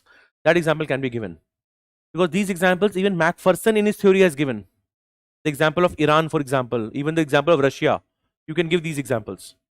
Okay? Example में अगर doubt होगा तो मेरी advice है कभी कभार instead of misquoting an example, एक बार मेरे से पूछ लेना, and then you write it without any issue. Okay? Able to understand? Fine. Now, what is the next box? Right. This is a question that gets repeated so many times. Okay? We will start with direct democracy, then representative, then participatory, then deliberative. Okay?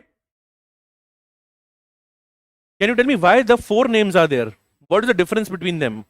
One word. What is direct democracy?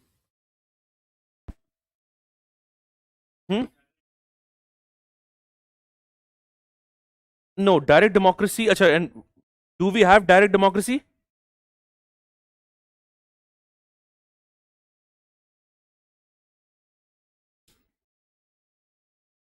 So now we're going to see these 4 things.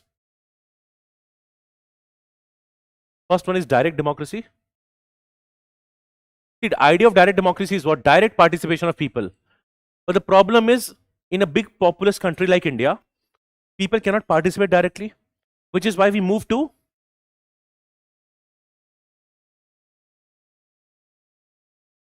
representative democracy. Now, this in many sense will be an ideal case.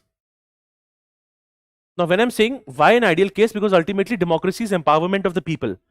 If it is very close to the people, that is the true source of decision making, right? Same cheese, Article 40, Panchayats. Gandhi talks about oceanic circles of power. He talks about democratic decentralization. वो सब क्या है ultimately? Idea of direct democracy है, right? The more practical form is this. And after that, there are 2 more terms. Participatory. Can anybody tell me the difference between these 3 terms? Representative, participatory, deliberative. Why cannot I assume representative to having all the 3 qualities?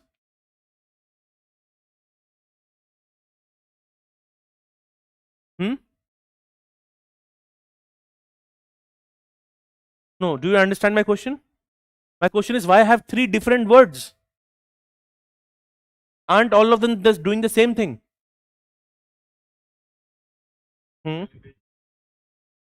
Good. देखो main चीज क्या है? अच्छा, out of these 3, which is the highest and the best form out of these 3? Deliberative. You know what is deliberation? What we're doing right now, right? Not only are you present in the class, but you are also actively giving inputs. So दो cases हैं. Sometimes you are present in the class, right? But the mind or the soul is somewhere else. So mere presentation does not guarantee deliberation. Okay.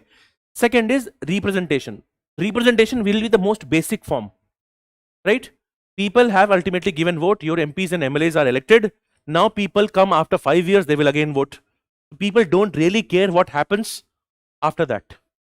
So representative democracy is practical form, but it ignores the substantive element.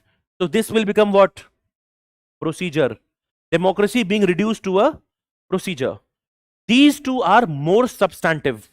This is less substantive. This is more substantive. You will have people like Habermas, Amartya Sen, talking a lot about deliberative democracy is the most important democracy, right? So Habermas is there, for example. Amartya Sen is there. He will highlight the virtues of democracy, right? So first is very basic things. We have to be very clear about the concepts. Which concept is saying what? Okay. And there are many thinkers to support it. I will give you content in a manner that even if you get a 20 marker, you will be able to expand on them. And there have been questions like that. Explicate, yeah, the deliberative democracy 20 marks. Ab likho baith ke. So for that, you have to have sufficient content to be able to write it. And you have to have multiple thinkers and arguments around it.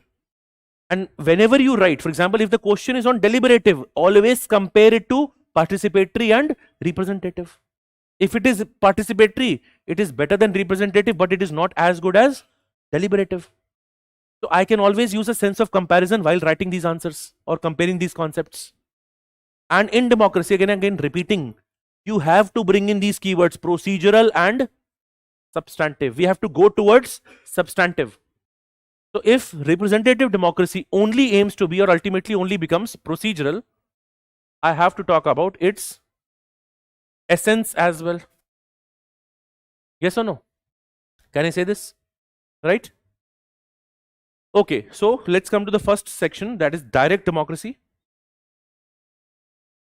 Questions have not been asked on it, so only the basic level of information I think we should be aware of, that what can we write here in direct democracy. Any idea who is a big supporter of direct democracy? बताओ. Gandhi, direct democracy, okay. तो इसमें सबसे पहला, हाँ सबसे पहले देखो direct democracy.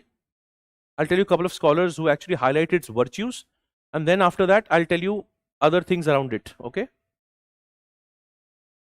पहला लिखो, सबसे पहला लिखो, citizens directly participate. Citizens directly participate in decision making.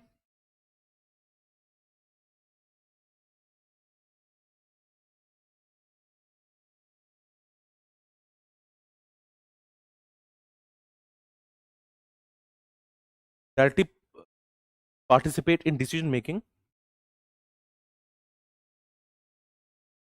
Second लिखो, it gives all the, this is an important keyword, it gives full expression. It gives full expression to popular sovereignty. The moment I say popular sovereignty, which thinker are you thinking of? Rousseau. So write popular sovereignty and in the bracket write Rousseau.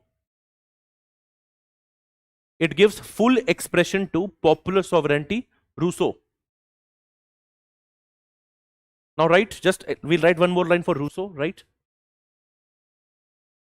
Look, for Rousseau, law is legitimate. Law is legitimate only when people themselves, law is legitimate only when people themselves participate in making it. So this line of Rousseau will also come in direct democracy. It will also come in participatory democracy. Law is legitimate only when people participate in making it. Okay. Second, right?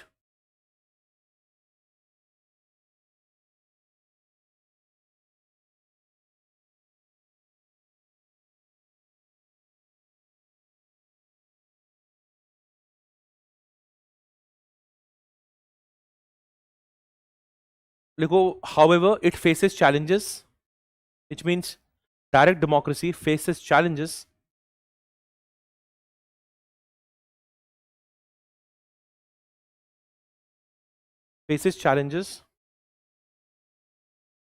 because of its scale. Direct democracy faces challenges because of its scale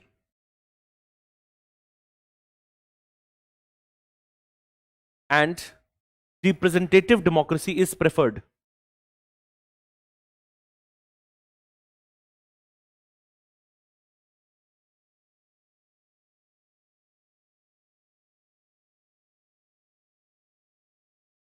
Okay, then even right, Robert Dahl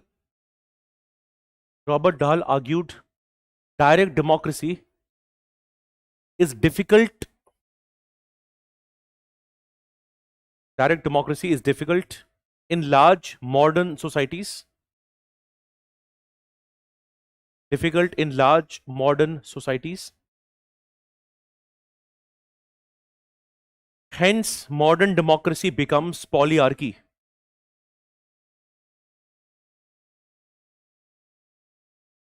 Hence, modern democracy becomes polyarchy.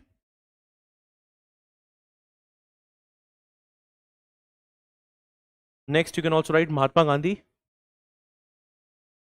देखो Mahatma Gandhi's Ram Rajya. Mahatma Gandhi's Ram Rajya envisages oceanic circles of power. Oceanic circles of power with democratic decentralization.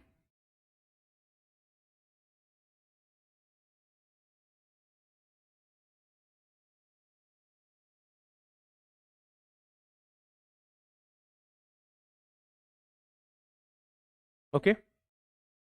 If you want to write one more person, you can also write. ये भी नाम सुना होगा. Alex de Tocqueville.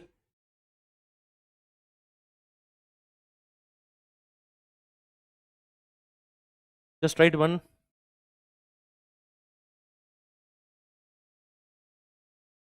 देखो participation at local levels. Participation at local levels prevents political apathy. APATHY. Participation at local levels prevents political apathy.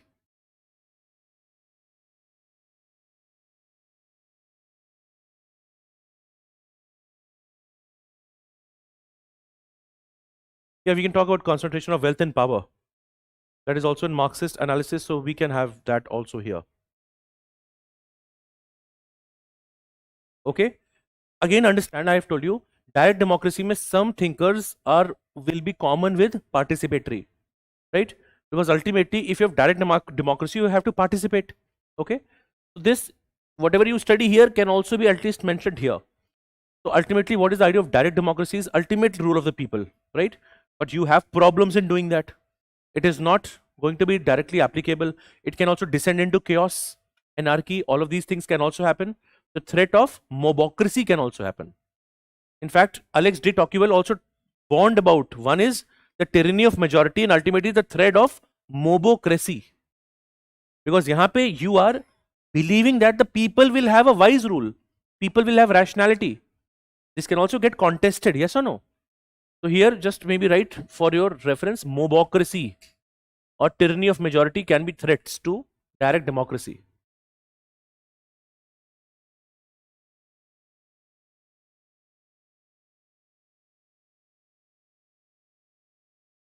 Yeah, Panchayati Raj can be mentioned.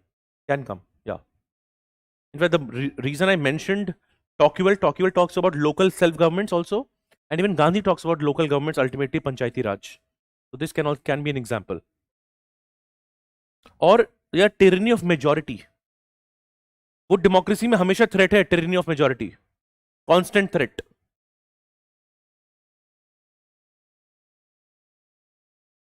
Okay. Now let's see these four. And again, I have to also re-emphasize to you, you are seeing them as 4 buckets. Essence is same in all. These are not 4 different types of government. There will be some overlap, but the difference ultimately between procedure and substance. This is closest to the substance. I'm not saying, or we are not saying that representative can never have deliberation. It can have, but generally does not have. Okay, because in a good functioning democracy, you can have people participating as well, right? Now, in this question, if you still get a question, basic knowledge of polity, you will add. You know tools of direct democracy? कौन से होते हैं बताओ? Referendum, plebiscite. Ab that is basic static knowledge that you will add, right? Thinkers part, all of that I'm telling you, but basic tools, etc. Referendum, right to recall, plebiscite. Aren't these the tools of direct democracy? That you will add to this answer. You can easily add to it.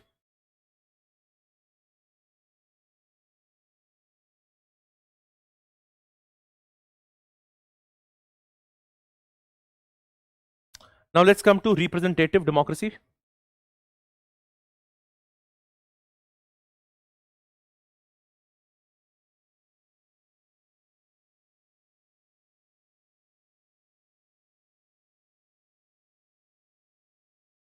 Okay. Now in representative democracy, few things. Any person who is most popularly known for representative democracy? Okay, लिखो इसमें. Write a couple of people in representative democracy. First, write John Locke. John Locke, comma J.S. Mill, James Madison. John Locke, James Mill, J.S. Mill, James Madison. Even if you remember any two, that is okay. Now write Locke, put a dash and write emphasizes consent of the governed. This is an important part. People have given the consent, right? That is why the representative is coming in. Locke, put a dash, consent of the governed. Right? Governed. Consent of the governed. Okay?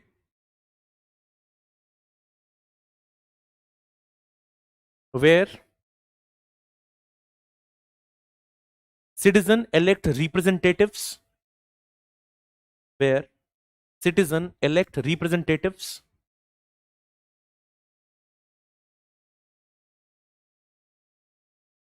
to make decisions on their behalf. Citizens elect representatives to make decisions on their behalf.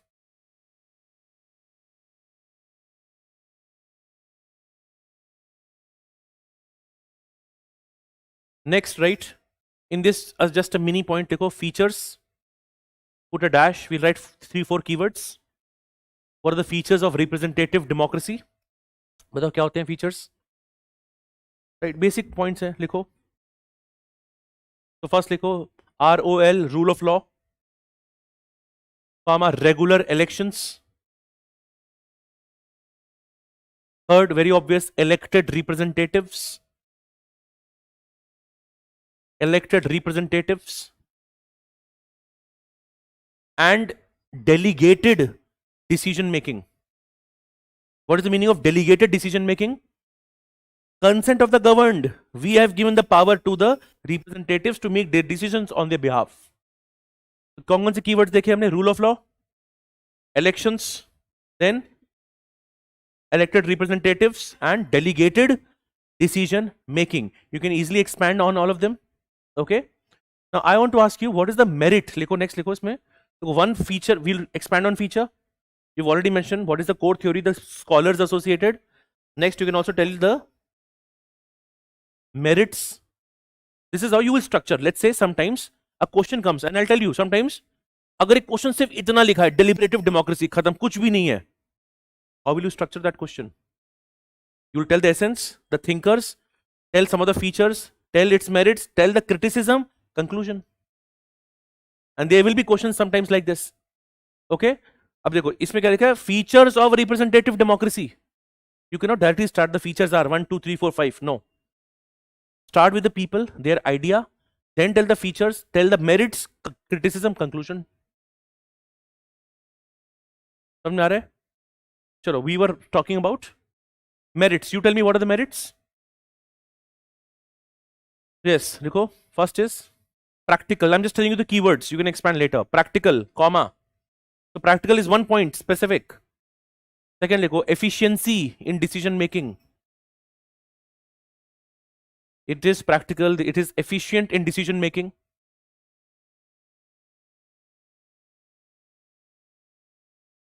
Next, देखो, accountability.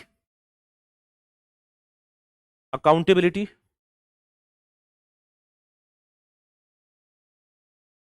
Accountability through elections.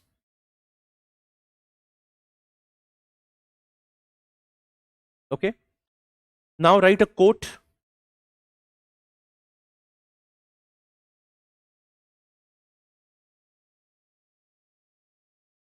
पहले लिखो lock, because we have mentioned lock. How many of you remember no law, no liberty? लिखा है? एक थोड़ा सा variation है इस कोट का, लिखो whenever law ends, whenever law ends,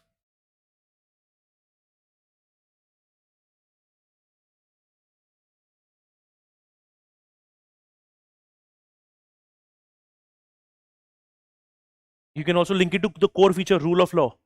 Rule of law is essential to a representative democracy or democracy in general, right? Can I not use this statement also to write this? See the question number 3. Success of contemporary democracy lies in the state limiting its own power. कैसे limit करेगा? Rule of law. Now you read the quote which we have just written. So when you write your points, that is why keep on seeing the questions. Right? अब इसी जो question पूछा UPSC ने, you can use that statement in your answer also directly. Right? Okay. The last point to end this, या फिर last, if just write a quote here.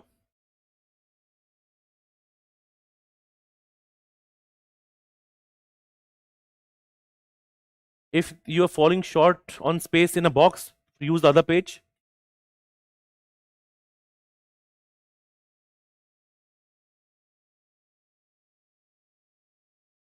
Right? The heart of the democratic process. The heart of the democratic process is majority decision making.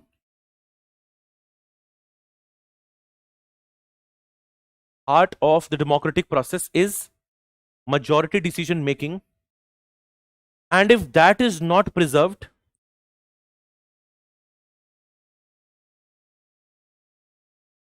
and if that is not preserved, comma, democracy is seriously jeopardized. If that is not preserved, democracy is seriously jeopardized. Okay, just read this quote once. What do you understand from it? It is almost like that, right? Now, we have seen the features, we have seen the merits. You tell me what is the criticism of representative democracy? सोच के बताओ. Okay, so what about minorities you are saying? Anything else?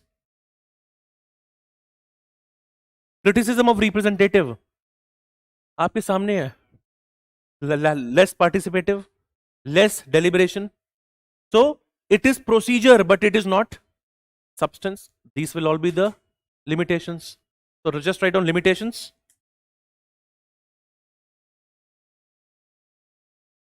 First is limited participation.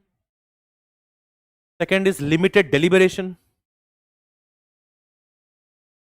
Limited participation, limited deliberation. Third is a reality issue. Elite capture. You know what is elite capture? And we will see elite capture in 1A, 1B, 2A, in all the 3. 1B में we will see elite capture. You see the rise of bullock capitalists. 2A में we'll see the same thing in contemporary concerns. What is elite capture? And elite capture is also highlighted by Marxist theories also. That what is elite capture? Same चीज अभी पढ़ा ना, elitist theory of democracy. So it is an illusion that your representatives are totally representing you. They are representing the elite capitalist interest. This is the issue. Yes or no? ठीक है? Any other? और जो हमने लिखा है ना elite या lobby point, इस पे लिखो, एक quote लिखो. The democracy is sold out to the highest bidder. This is a simple quote. The democracy is sold to the highest bidder. Now sometimes, like I've told you, you know this quote, what is democracy? This you can also use in essay, by the way. You say it is for the people,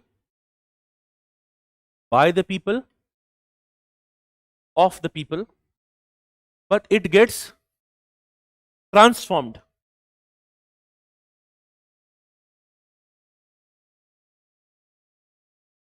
This is how it gets changed. All the three meanings change. For becomes far, far away from the people. Problem hai. By the people, think of money and muscle power. Okay? And directly off is totally divorced from the people, of the people.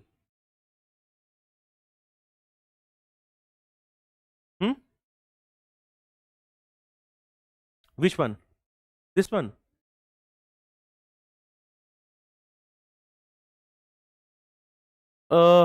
Americans say in general, I think, I'm not recalling whose quote is it. The Englishman, it is not Americans. They are free once in only 5 years. Okay. In fact, Rousseau has also said, man is born free, but everywhere he's in chains. Okay.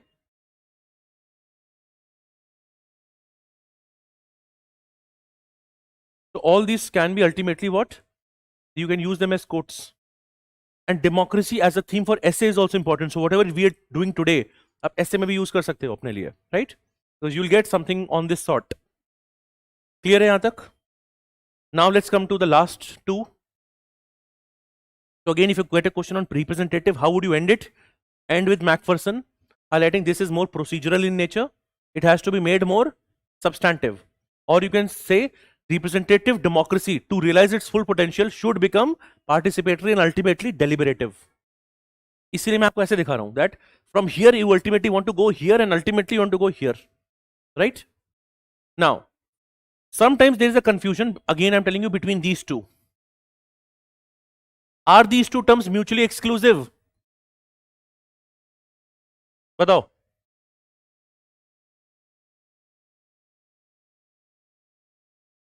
Can a deliberative democracy be participatory democracy?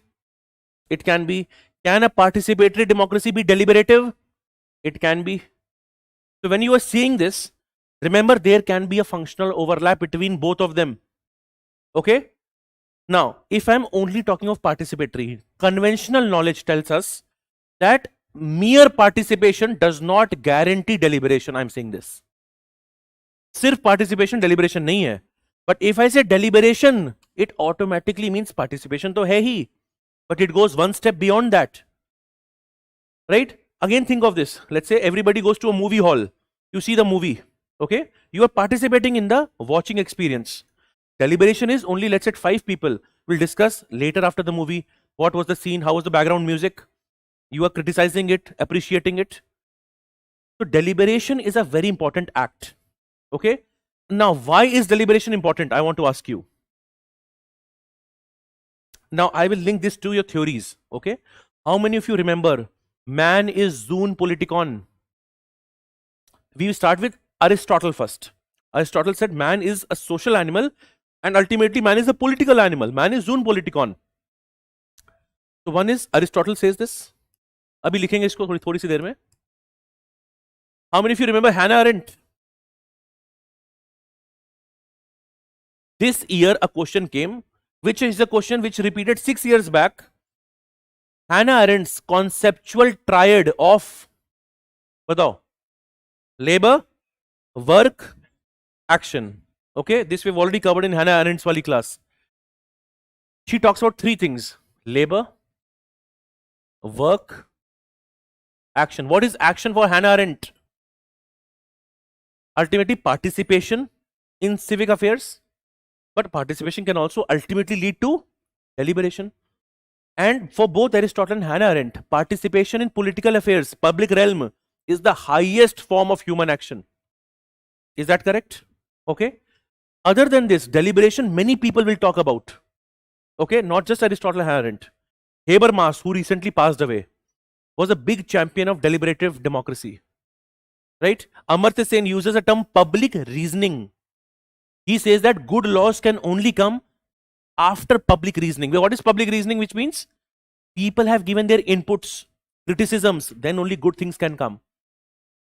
Laws therefore should not be just made and imposed on the people. You should take people's feedback also. Okay? So if you look at democracy, I'll tell you, be Benjamin Barber, other people, the idea is democracy is empowerment of the people. Unless people participate in the democracy, we cannot ensure empowerment of people. Which is why we always say democracy is as good as the people. Here I can again think of state is individual writ large. State is as good as the people comprising it. A democratic society is as good as the people comprising it. Then you have people like Dr. B.R. Ambedkar, who say that if democracy is imposed on a non-democratic society, this society ka topsoil, the topsoil can be easily removed. But if the bottom soil is undemocratic, topsoil can do nothing. Right? Are we able to understand some of it? Okay. First, we'll do participatory. That is why the qualitative difference you should know. When I say participatory, please remember it is not mutually exclusive. Okay. So now let's come to participatory. Some important points we'll write.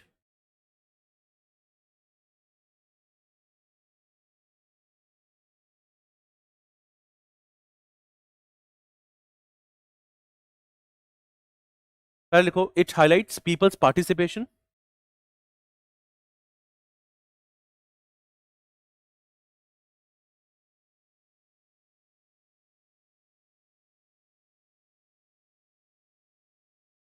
It highlights people's participation in the democracy.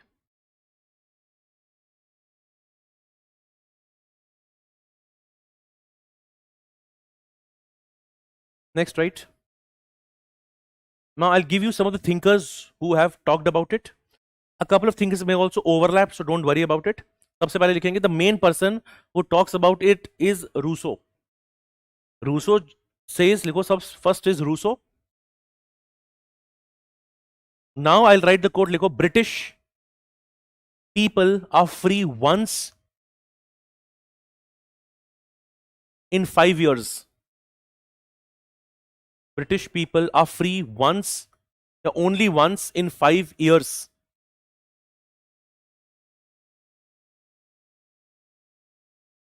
That is a quote. Next, लिखो with Rousseau, second point you write. देखो, he advocates popular sovereignty. This keyword has to be there in your answer. Popular sovereignty.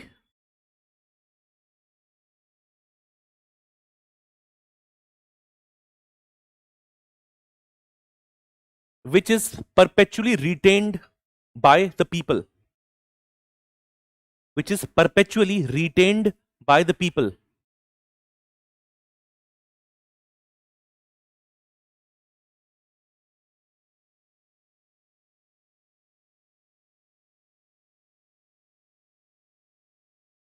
Okay. Second, right? Gandhi's Swaraj. And when I say Gandhi's Swaraj, I'm actually referring to Gandhi's Gram Swaraj. Gandhi Swaraj has many things. Political, economic, yaad aa raha hai? What is Gandhi's political Swaraj? Democratic decentralization, Gram Swaraj. What is Gandhi's economic Swaraj?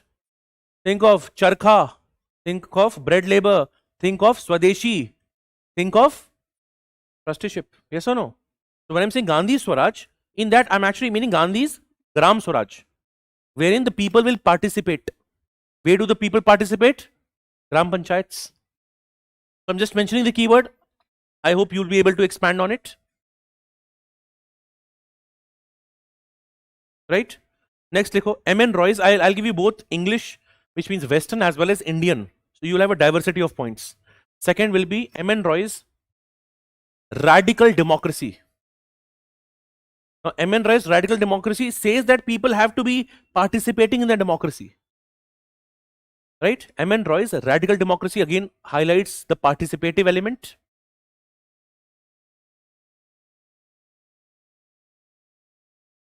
Next, right, Ram Manohar Lohiya's Chaukhamba Raj.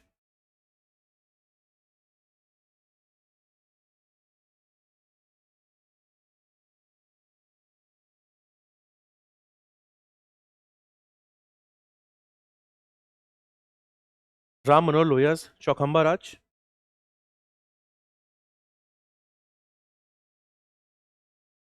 Next, right?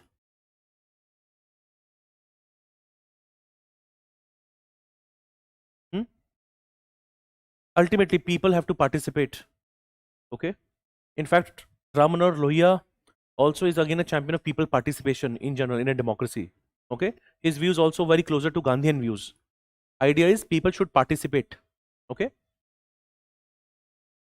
Next, right? Hannah Arendt. You'll be able to expand on it. Hannah Arendt.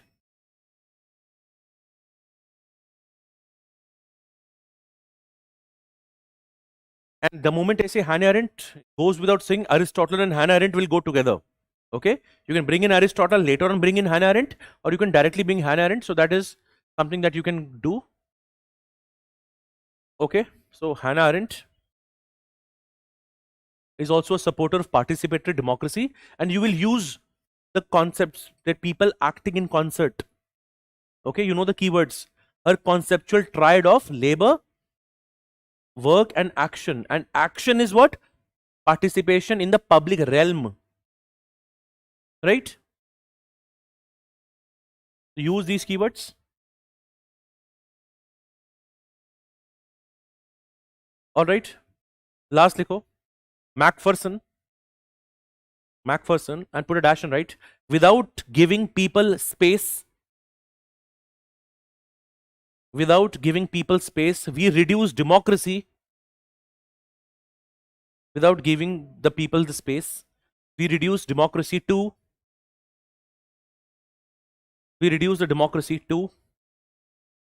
a market driven system.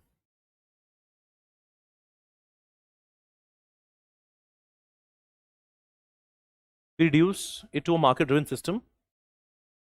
Last में just write लिखो PD, लिखो dash, just write some keywords. This is basic GS that you already know. So PD लिखो achieved through Panchayati Raj institutions, regular elections, public hearing forums,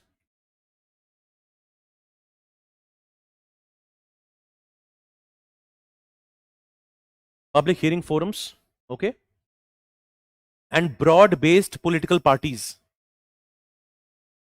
Public hearing forums and broad-based political parties.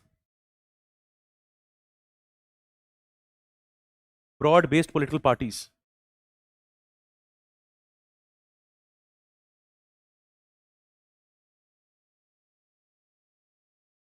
All right.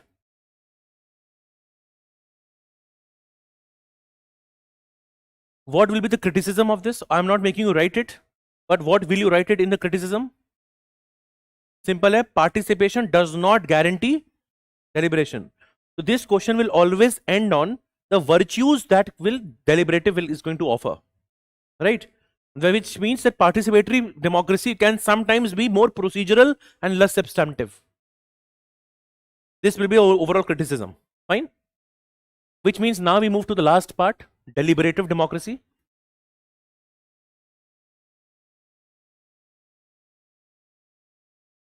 Deliberative democracy.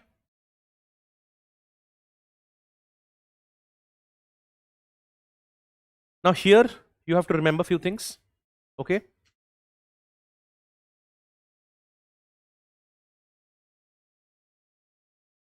सबसे पहले लिखो, लिखो it is the essence of democracy. Deliberation is the essence of democracy. Second, लिखो there is no hyphenation. There is no hyphenation between deliberation and democracy. There is no hyphenation.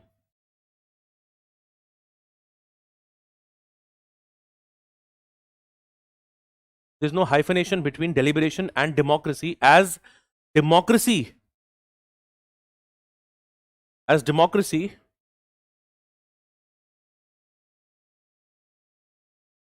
is a way of life. Bracket John Dewey.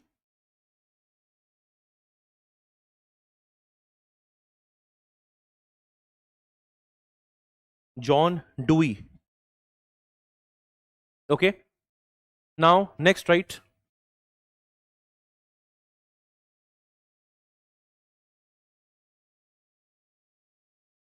Thinker from the ancient times, Pericles, right? They go discussion. Discussion isn't a stumbling block. Discussion isn't a stumbling block.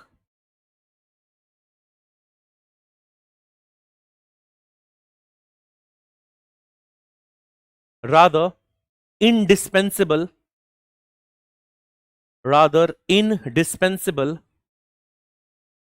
for any wise action. Rather indispensable for any wise action.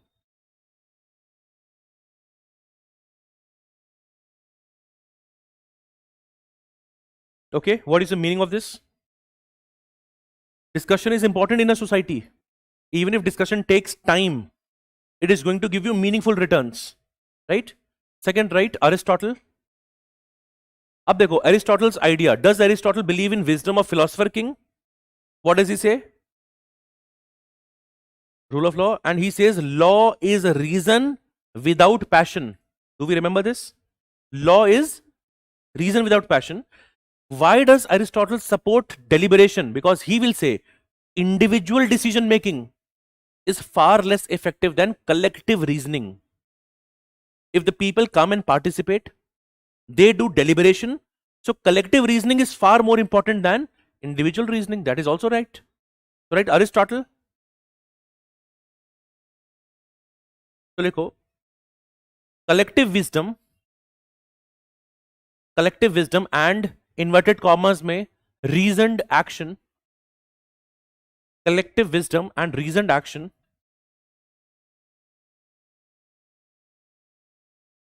is always better than individual wisdom.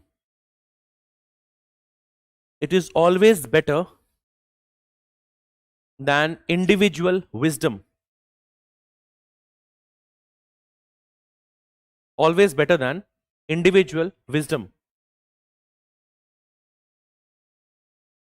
Okay, now, although J.S. Mill is also associated with, for example, even representative, even participatory, but can I bring in J.S. Mill even for deliberative democracy? अब आप coat सोच के बताओगे मुझको. Those who have done the class should remember. Anybody who has revised the WPT should remember.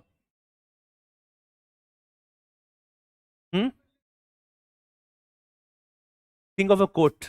I have repeated this quote many times. J.S. Mill का बहुत popular quote है. This is the answer. The answer is all silencing of discussion is an assumption of infallibility. What is the meaning of this? That in a society, even if somebody is wrong, you should not silence them. Can I link this to deliberative democracy? Deliberation is a result of collective reasoning. Yes? So write J.S. Mill.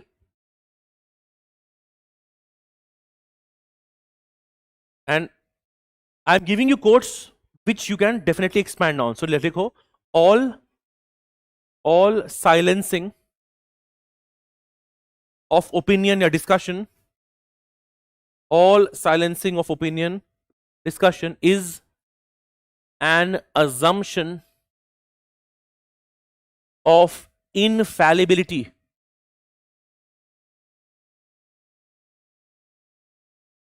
Assumption of infallibility, J.S. Mill.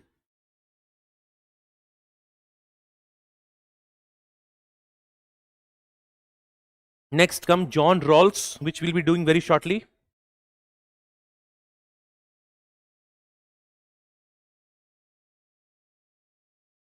देखो, rational people, Rawls says that rational people with contradicting, inverted commas, comprehensive doctrines, with contradictory comprehensive doctrines can develop, again inverted commas, overlapping consensus. These are two keywords of Rawls. So Rawls is saying that in a democratic society, people can have different opinions, but still based on that you can have consensus. What is that? Deliberation. So contradictory, inverted commas में comprehensive doctrines can have overlapping consensus. Right? Now this is one person you have to write in your answer on deliberative. Right? Habermas. Habermas, two very important concepts. One is his advocacy for deliberative democracy, and second is legitimation crisis. Okay, you can get a 10 marker also on Habermas this year, highly probable. If you don't get it, in many of the questions indirectly also you can quote Habermas. Okay, so write Habermas.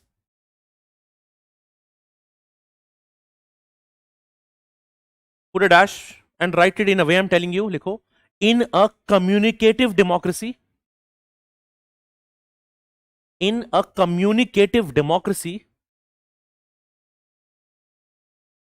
individuals deliberate with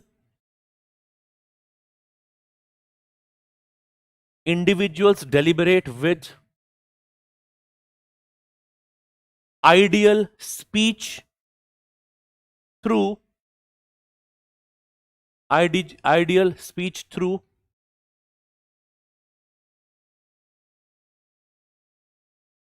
communicative rationality.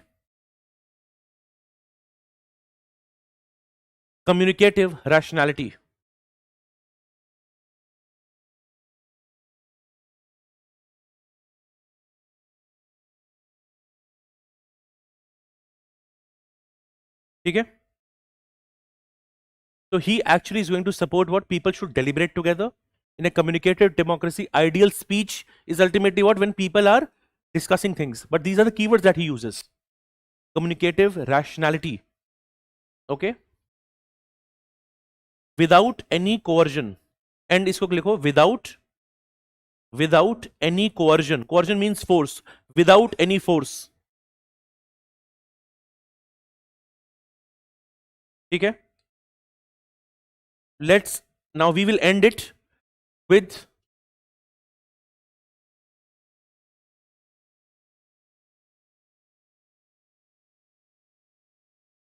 Joshua Cohen. In fact, while writing your answer, you can put Joshua Cohen slightly above. Okay, because he has in his book given the features of deliberative democracy also. So, Joshua Cohen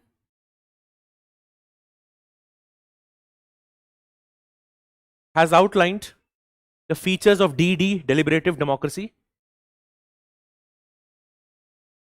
Features of deliberative democracy. Put a dash and write. Independent association.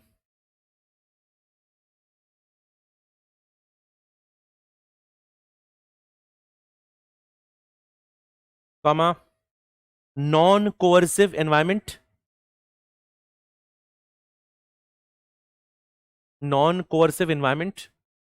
Comma. Acceptance of deliberative capacity.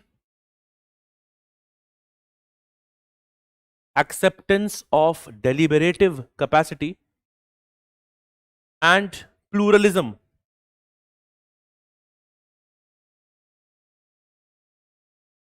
and pluralism.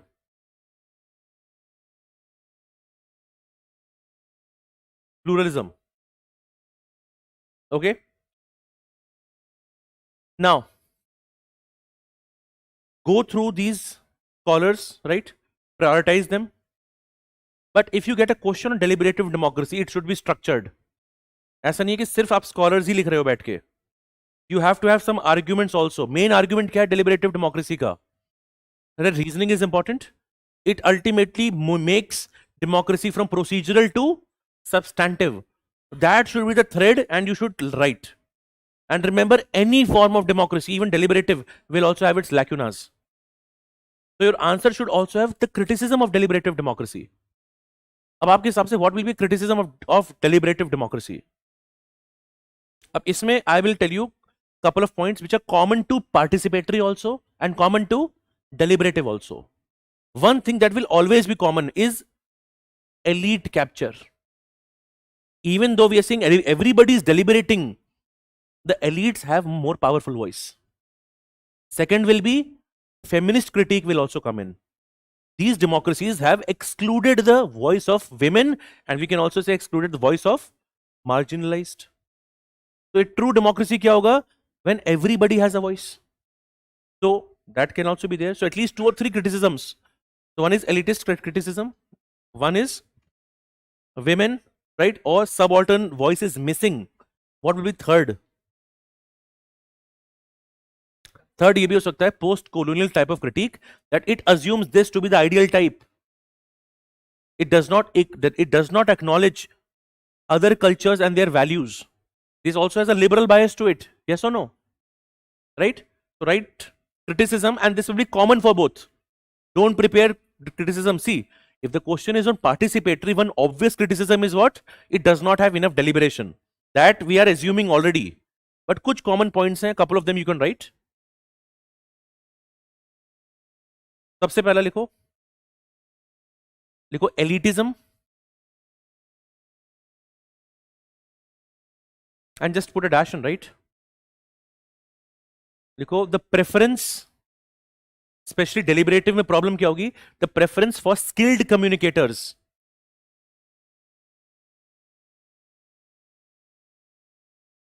So if Shashi Tharoor is speaking versus a normal person is speaking, who will people listen to? Right? So that is ultimately what? Elite capture. First issue. Second, right? Slow decision making. Yes or no? If we listen to everybody, does it lead to slow decision making? Yes. So लिखो slow decision making, and bracket में लिखो Lee Kuan Yew. This is also why Lee Kuan Yew was against too much of democracy. Lee Kuan Yew, slow decision making, right? Third, right? Sidelining marginalized groups. Sidelining marginalized groups. And to make it more specific, right? Likho Carol Pateman. Carol Pateman, and put a dash. Likho. Decisions may not represent women concerns. Decisions may not represent women concerns, or you can also think of कि public sphere में there is embedded patriarchy also, which is going to limit their participation. Carol Pateman. Can I say this? Last लिखो. Potential for populism.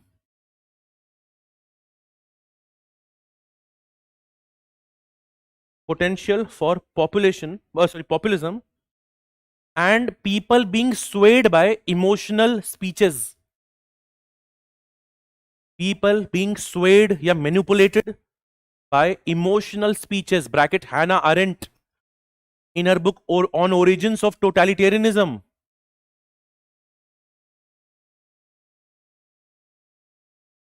Which one? No, you are right. Ideally speaking, it is a check. But the problem is, even when there is, let's say, some people who are participating, and if there's a very influential, emotive speaker, and specifically in a historical context, when there's a fear rising, And then demagogue uses myth. See, Hannah Arendt says that myths are very powerful. People believe myths, myths of, let's say, racial superiority. So not every voice will be heard. अब आप सोचो, let's say in a very practical sense, हर समय news होती है, anything, but why do you think only certain type of news articles do very well? They are very sensational, they are very polarizing, they are very divisive. Okay, so that will divide the people instead of uniting it. So that is what she says, that there is a risk of populism also, emotional appeals, and then the rise of powerful orators who can totally sway the people's emotion. और same issue participation में भी है. If the participation will be, one, it can be limited, and second, maybe not everybody's participation leads to a meaningful outcome. समझ आ रहा है में? ठीक है? These are the few points that you can think and write about. Okay? That is there. Now, before I just end this, that whole talk on democracy, write the last heading somewhere. Like a debate between Lee Kuan Yew and Amartya Sen. This is something you can also use in paper 2A, so bracket mein you can also add paper 2A.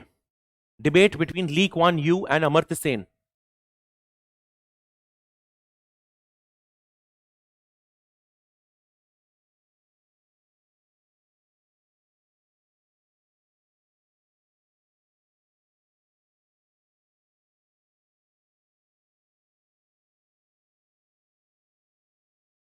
Likho. I'll tell you one of his quotes, right? One of very powerful quote. He is pro-development. Yes. Is he pro-democracy? No. He says that democracy does not lead to development. Democracy slows down development. Amartya Sen will say the opposite of it. Okay. So write Lee Kuan Yew's quote. It's a very standard quote. Likho. The exuberance of democracy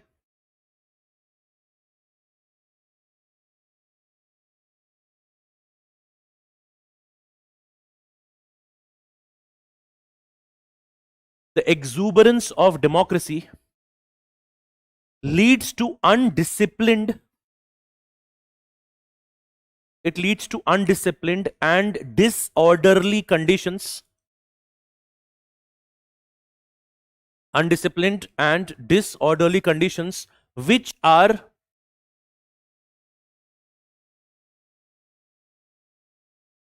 inimical to development. Inimical simply means harmful to development. Inimical to development.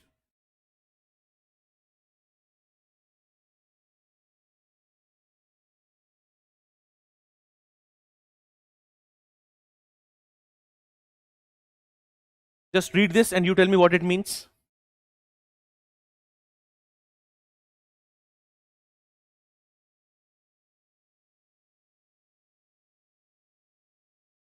बताओ.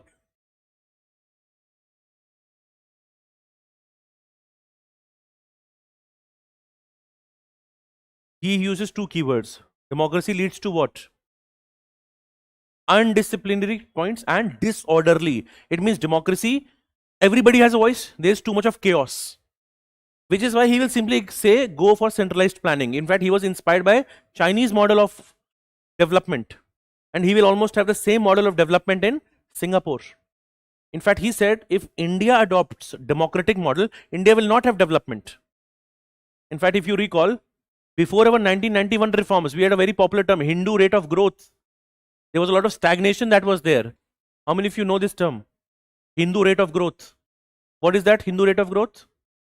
Hardly 2, 3, 4% of growth that was happening. Of course, we had a lot of changes post the 1991 reforms. Okay? So this is a very important debate.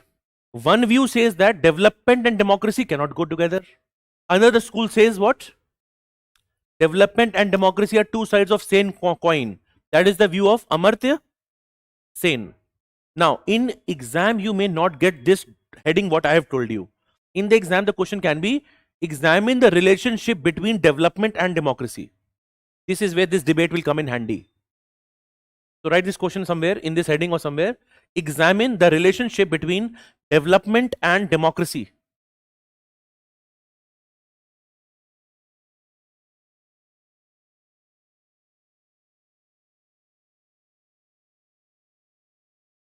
Hmm.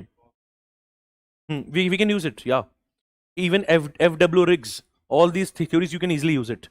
Even in paper 1A, you can also use it. There's no stopping, okay? In this question, I can also bring in Lucian pi. I can bring in FW rigs. I have not taught it to you yet, which is why I'm not adding. When I do comparative politics, etc., हम ये सारी चीजें add कर सकते हैं. Okay? For now, remember, I'm just reducing this question to a debate between Sen and Lee Kuan Yew. Lee Kuan Yew's essence you understand? Okay? That he thinks that democracy leads to disorder, more of chaos. All right? So here you just write a couple of lines.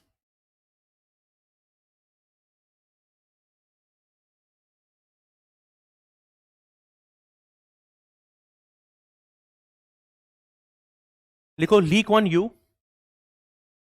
advocated authoritarian capitalism. Lee Kuan Yew advocated authoritarian capitalism with strong leadership and limited political freedoms.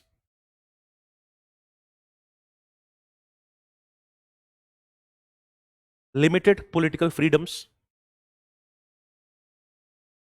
Second, he views, Lee Kuan Yew he views democracy as a Western value. He views democracy as a Western value which is not suitable for Asian societies. Which is not suitable for Asian societies. Bracket में लिखो Asian values. Asian values.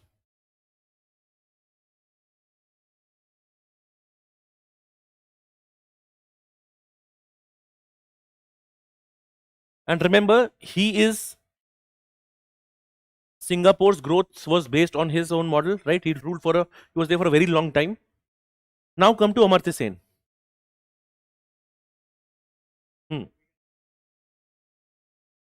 Yeah, we can. In the previous class, I've already elaborated. If you want me to re-elaborate, Asian values are given by two persons. One is this, second one is Mahathir Mohamad. Asian values hai kya? Compare it with Western values.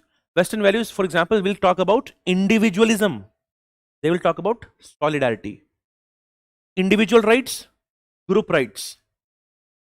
Asian values will talk about respect and command for authority. Yahan pe kya hai? Everything is the individual. Right? Last one, that there is a respect for discipline. Which is why you see in the Asian societies, command for authority, obedience, discipline, and the overall culture, which is solidarity of community. That is the core of Asian values. So this is different from the Western concept. This is the point that is being made. Able to understand this? Okay? 3 से 4 जो main keywords हैं that you should know. What are Asian values? So Asian values are for him, it is central to Asia. So Western values should not be uniformly applied to all the societies. This is also a debate we saw in human rights. Human rights में problem क्या है? That the universalization of human rights. Some societies may say, we believe some other rights to be more important. Right? Everybody should not have all the rights here. All right? Now, come to Amartya Sen, write a couple of lines. अब देखो, Amartya Sen will directly counter this claim. First claim of Lee Kuan Yew is that the Asian societies have their own values. Right? They do not support deliberation.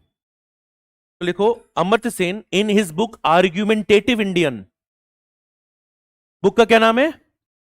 Argumentative Indian, and in that book he will quote from the ancient times that in India dialectics has always been a constant part. Right? If you think of Upanishads आपने देखा, how are they written? Question, answer, right? And then later on in the Gurukul system, to the other parts we had deliberative sanghas. If you think of the Buddhist political thought, that is also one of the earliest examples of deliberative democracy. So in his book Argumentative Indian, he will highlight that Asian societies, specifically India, has had a long tradition of deliberation. तो लिखो, Amartya Sen in his book Argumentative Indian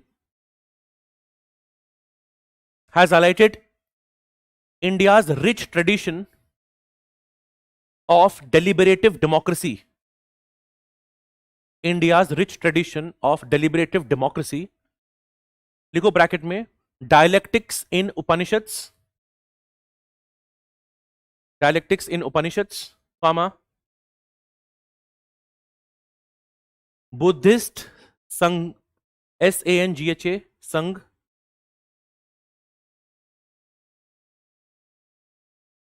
of course these two are very prominent examples of, one of the earliest examples of deliberative democracy. Okay, next, right?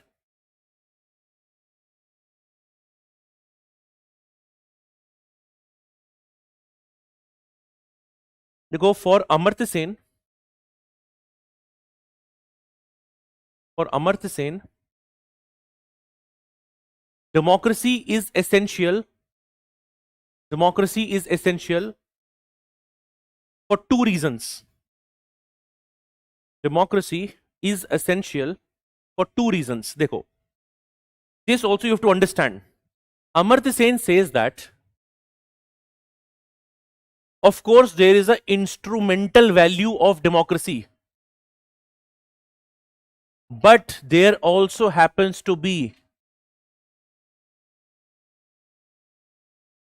दोनों चीजें democracy में. First is instrumental value. Instrumental value is, what is the meaning of this? You use democracy for an end. The end can be, democracy has instrumental value, but democracy in itself also has intrinsic value, which is related to individual, the development of the individual as well, right? So democracy is having two things. It cannot be just reduced to one instrument only. Democracy in itself also has a lot of value. Why? You have value, it helps in development of individuals. And when you think of development as freedom, that is also what you understand. So what did you write, Obi? For two reasons. Pehle likho, instrumental value and intrinsic value.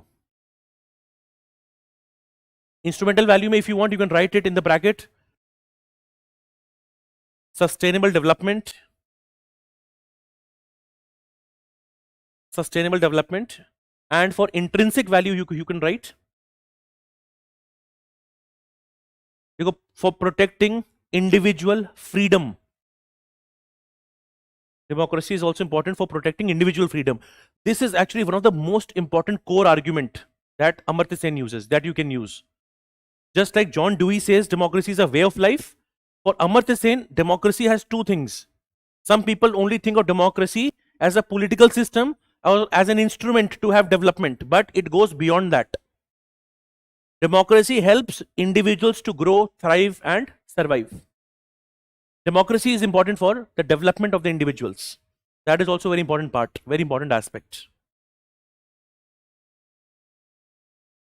Able to understand? Okay.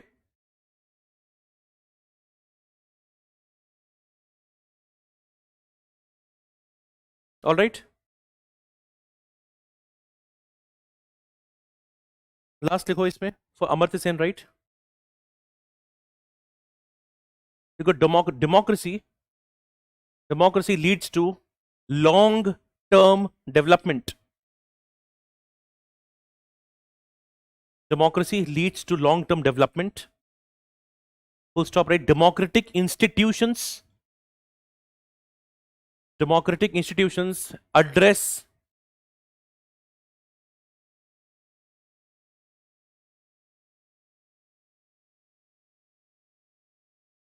social inequalities.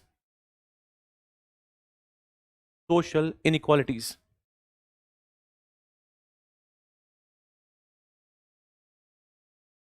Okay. And abhi ke liye just write for Amartya Sen. This is now we'll see also. देखो, नीति versus न्याय. There's a debate of John Rawls and Amartya Sen. Niti means procedure, Nyaya means substance. Even for democracy, even Amartya Sen goes for the substance of democracy. Niti Nyaya, just keep on, just remember it. Now I'll start with Rawls and then we'll have a look at it. Able to understand till here? Okay. So when you have to revise, these are the major areas I want you to focus on. Okay. Almost ये सारी Joshua Cohen से लेकर Aristotle, Mill, Burke, Gandhi, all we've written. ठीक है? This also I will share with you. Maybe if you just want to read a conclusion, etc. later. Okay. Just read the last line. Don't write it overall, just read the last line. Fragmented, polarized word. The emphasis on dialogue. Dialogue is what? Deliberation. Offers democratic resilience and, or you can only remember one keyword here. Right? So this is a positive way to conclude, let's say if you have deliberative democracy later on. Okay?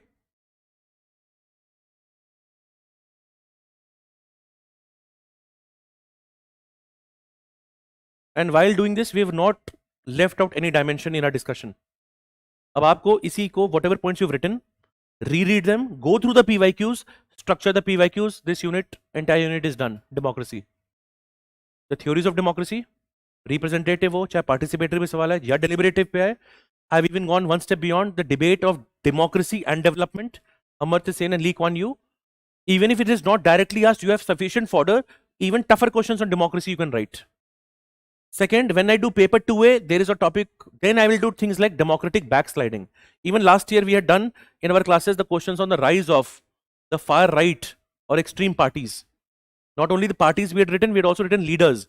That part you can also bring to democracy. What is the biggest, what are the biggest threat to democracy according to you? Chalo. Authoritarian populism, 1, correct. You think of what is the biggest threat to democracy? Algorithmic bias, very good. How is algorithmic bias related to it? Write this as a question, you think about it. I will take this question up in paper 2A, right? What are the biggest threats to democracy? A question, a derivative of this question you can always expect. Maybe not as direct, but slightly in a twisted form. They may ask you. Sorry? Good. I was also saying this time media is also a lot in news. Right? The press freedom index, etc. How is media and democracy relevant? Dekho, what is democracy? Empowerment of people. How will people get empowered? If they have information. And the moment I say information, information is prone to misinformation. In the age of AI, it is prone to deep fakes, fake news. Right? So any yellow journalism, sensationalism, will not give people the right information, and without right information people cannot be empowered. They will make the wrong choice. Batao, theek hai? So if the question is what are the different threats democracy faces, think about it. And you forgot the rise of external state and non-state actors. So the threat is not just internal, threat can also be external. Which is a very open-ended question, right? So keep that in mind.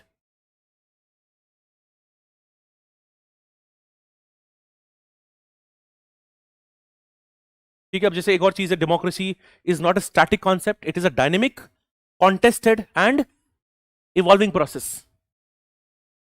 This is also a good way to almost write in the introduction or in the conclusion.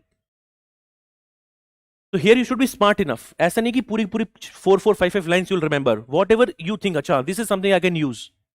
You can use that.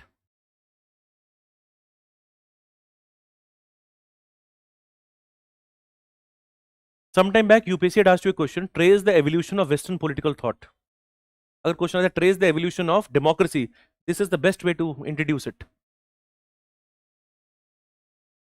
Which is why I've added the heading origin and evolution of democracy.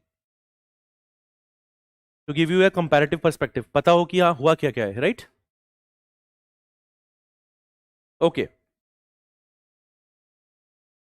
For Rawls, you have to have your blank page. The handout is not ready yet. I will upload the handout. You'll have the PYQs and the heading. Okay. And with the time constraints that we have, I'll be, I think, able to cover half of Rawls today.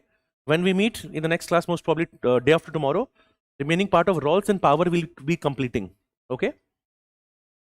So maybe leave a page, or if you have A4 sheets, now write the heading Rawls. The topic is this. First, let us see what is the topic. Justice. Okay. And you should know conceptions of justice with special reference on Rawls. Till now, where did we do Rawls? You tell me.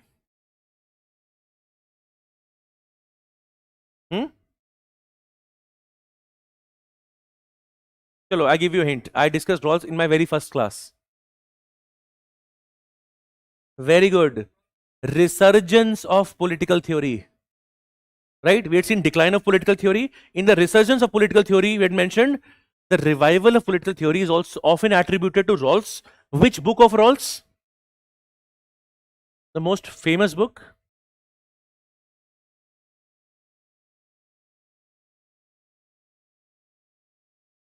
Okay, so what are we seeing? Conceptions of justice with special reference to Rawls' theory of justice. और सोचो syllabus में this is mentioned, and it's communitarian critique based on your knowledge. If you've done the classes, you will know the names, but I want to ask you, can you give me examples of 3 people, communitarians? Give me example. Sandel, okay. Walzer, Charles Taylor, okay. All these are prominent examples, okay. Very 3 common ones are Charles Taylor, Michael Sandel, Michael Walzer. And of course, we can go one step beyond, but at least 3 you should remember. These 3 are the most prominent ones. Kaun se hain? Taylor, Walzer, right? Where have we done Michael Walzer? Spheres of justice. We did it in the last class only. Yaad hai? Where did we do it? Yaad karo. Complex equality. Equality mein we have seen very different conceptions. One of the conception is what? Complex equality. Right? There had we have done it. All right. So one is in Rawls. Now the syllabus is giving me a hint. If I have to add a criticism of Rawls, I always have to add communitarian critique. Of course, Rawls ke aur bhi critiques hain. There's a Marxist critique, there's a feminist critique, but you should always have a communitarian critique, even if it is not explicitly mentioned in the question. Because this is expected out of you. Okay. Now, in this topic only, one of the strong critique of Rawls comes from Nozick. Who is Nozick? It's here neoliberal, you can say libertarian. And UPSC has even asked you a question, Nozick's entitlement theory. Okay, what is Nozick given?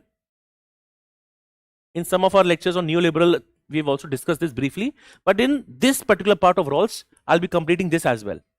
Okay? Now, this is the core idea. This is the topic that we often see, right? So write the heading justice. One by one, we'll have a look at. If I just show you the kind of questions that have been asked, notice first I'll show you keywords. Can you see this keyword? What is this? This is one of the keywords that we know. Can you see this keyword? Right? This is methodology based question. Rawls theory is contractual and distributive. If you know Rawls method, Rawls talks about a contract between reasoned people. And it is distributive, which talks about allocation of goods. He'll talk about the difference principle. This is a question based on his methodology. These 2 are questions based on his direct theory. Okay? Then if we go ahead, देखो ये question is a direct question of this repeat हुआ है. Okay? Examine entitlement theory of justice. Who has given it? Okay, now I'll use another color just to highlight. Let's see how many questions on this part has been asked. Communitarian critique. Okay. See, direct 15 marks. 15 marker. Okay. 20 marks. Can you see a very repetitive theme? Questions on communitarian critique, questions on direct keywords. This and a slightly tougher or typical question is this one. This is also different type of question. See, make a comparative assessment of Greek perspective of justice with, this is known as a comparative question. If you recall, when we were discussing B.R. Ambedkar, his theory of justice, I told you I will also compare Ambedkar with Rawls. Okay. And if this comparison, they can again ask you Gandhi's justice with Rawlsian justice. Okay. That is there.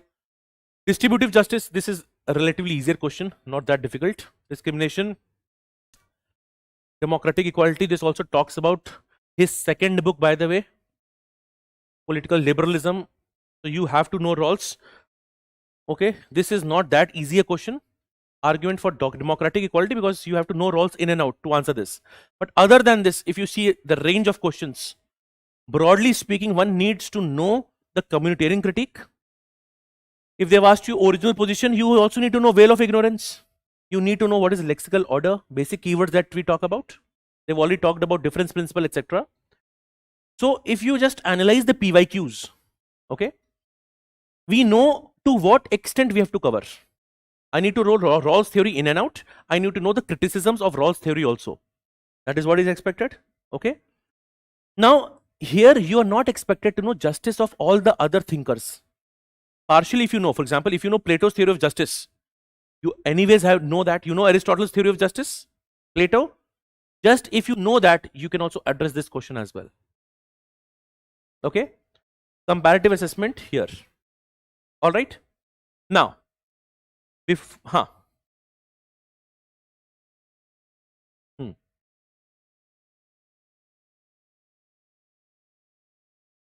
Thoda, you have to give the context of Rawls, and because specifically which question you are saying.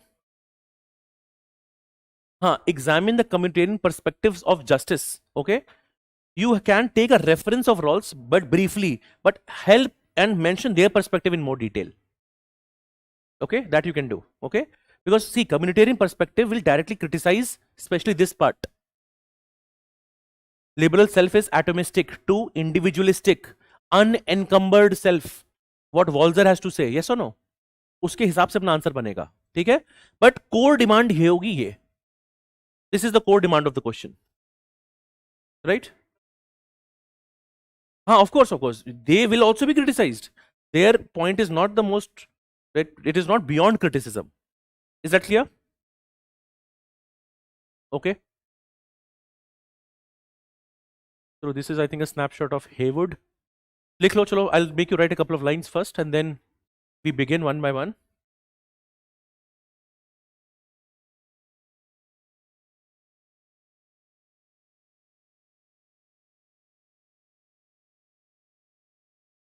लिखो, first लिखो, justice, this is one of often repeated quotes. लिखो, justice is the first virtue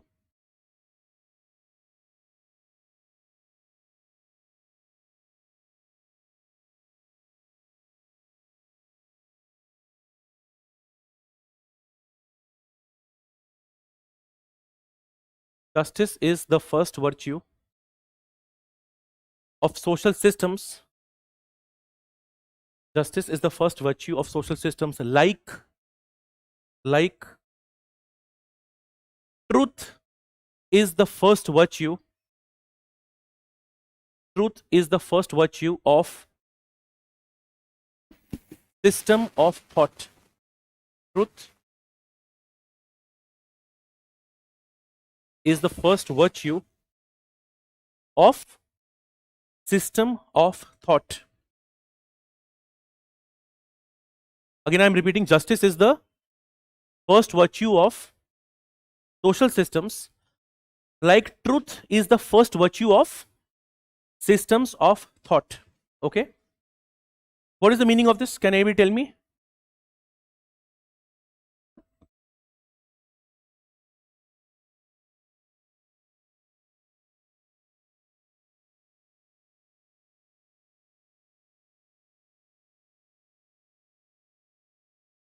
Hmm.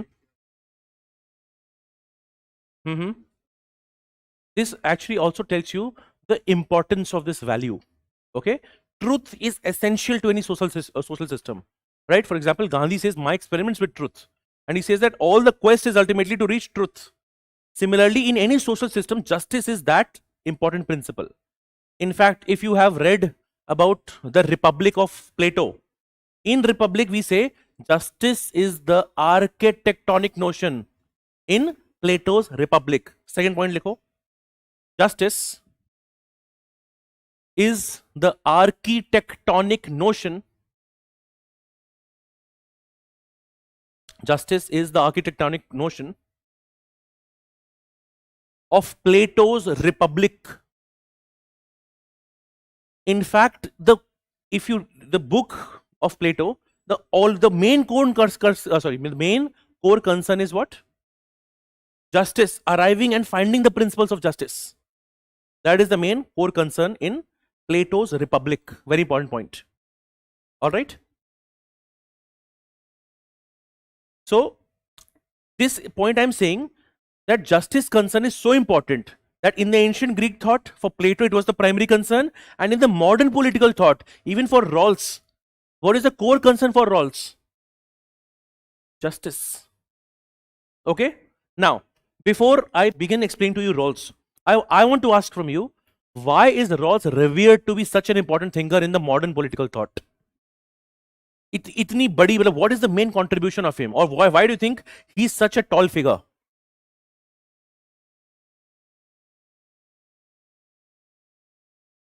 Thoda sa aur aage, that is one of his methods.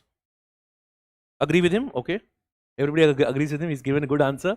Okay. पीछे आप try करोगे? Any main contribution? आपको क्यों लगता है? Why bother study Rawls? Because see, if you see the syllabus is justice, but with a special reference to Rawls. And by the way, this question has also been asked in Ethics GS4. They've asked you Rawls' theory of justice. Egalitarian, okay. You are right, but how? If he is attributed with resurgence of political theory, in what sense?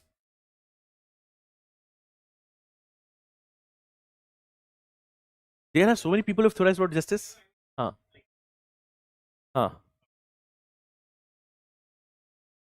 No, but then there has to be something special about his theory. आपने answer सही दिया है. अब आप अपने answer से वो मत करो. You have given right answer. I'll just re-emphasize your answer in a different language. No, but whenever we do Rawls, I make sure that you know the core, what main core contribution, how Rawls is so different. Yes? Now, understand. वो भी है, he is a positive liberal. देखो, we know the war of ideologies. Okay? What was the war of ideologies? Fight किसके बीच में थी? Versus? If you think of justice and liberalism, what was it about? Maximum individual liberty, equality of opportunity, yes or no? But this led to inequality, Hayana. This led to problems. What was the core concern of socialism? Human dignity, equality of welfare, equality of outcomes. Is this correct? Now, if we already know this, there are liberal thinkers who wrote about justice, and they talked about maximization of profits, right? Classical liberals will talk about that, what? Invisible hand of market, Adam Smith. Even neoliberals will talk about that. Okay? And the socialist thinkers, they will talk about equalizing the welfare.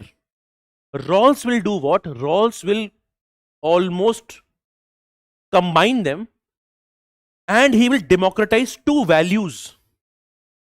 The two values of liberty and. अब सोचो, this is very difficult to do. How does he do that? First thing, he says, in a society, I will give as much as possible maximum individual liberty. ये हम करेंगे, ensure. Okay? At the same time, I will also want to equalize the differences. This is a very difficult thing to do. So that is what is focus on human dignity. Now, when I say human dignity, now Rawls was inspired by two proper personalities. One is John Locke. John Locke is the father of liberalism, but at the same time, he's also inspired by Immanuel Kant. Kant will say focus on human dignity. If he only follows Locke, he will ultimately justify liberalism only, which will lead to more and more inequalities, right? But he does what? He tries to balance liberty with equality. How does he do that? Two things. He has a lexical order of values, and there is a difference principle. In fact, it is his difference principle which makes him stand out. As per the lexical order, you will have maximum liberty, right? Not equality of opportunity he will give you. He will give you fair equality of opportunity. In fact, Rawls uses a term justice as fairness. Instead of equality of opportunity, you are getting fair equality of opportunity, right? And there's a difference principle. Now, what is this difference principle? In difference principle, he justifies inequality. He says that inequality can be justified if it is used to minimize the differences, or in other words, if it is helping in the disadvantaged people getting the benefits. समझ में आ रहा है अपने को? So what are we saying? Inequality is justified when when it reduces the inequality, as simple as that, right? This is the idea of difference principle. Okay, so if you now try to see what is the main contribution, because before Rawls, this thing in such a systematic manner, nobody has done it. Now, again, I asked you, why is he so important? We are saying again and again, he is credited with the revival of political theory, specifically by bringing in normative elements also, and still keeping some of the empirical things also. How is it normative? Because he still holds justice to be the most important value. Before him, what was happening? The focus was on facts, facts, facts, analysis. That is what behavioralism was about. He says justice is his core concern. Now, to arrive at justice, Rawls has a very elaborate procedure. Although he's criticized then that he becomes too much procedure oriented. Rawls' procedure is hinged on, so he will talk about something hypothetical. Is a hypothetical construct of, so there is, people have a veil of ignorance in original position, right? A original position is when you don't know in which family you will be born, right? And in this he says people want to at least reduce their disadvantage. Abhi, let's say you were born in a good family, but let's say in the later part you don't know where you'll be born. So you want to create a society which is just for all, and it gives good conditions. And he has a veil of ignorance, so nobody knows the relative position of the other. Correct? Second, he has an empirical bias to him. He says that this thing is not done in ignorance. People are doing this in, people are aware, there is a reasoned action, and there is a proper contract. So his theory is contractual. There is a contract, people go to an original position under a veil of ignorance, and then people arrive at proper decisions, a proper just society. In that society, he gives you maximum liberty, but at the same time, he ensures that welfare and human dignity for the most disadvantaged sections. And all of this, he tries to build through a grand narrative of justice, to the extent that he universalizes justice. For that, he gets criticism also.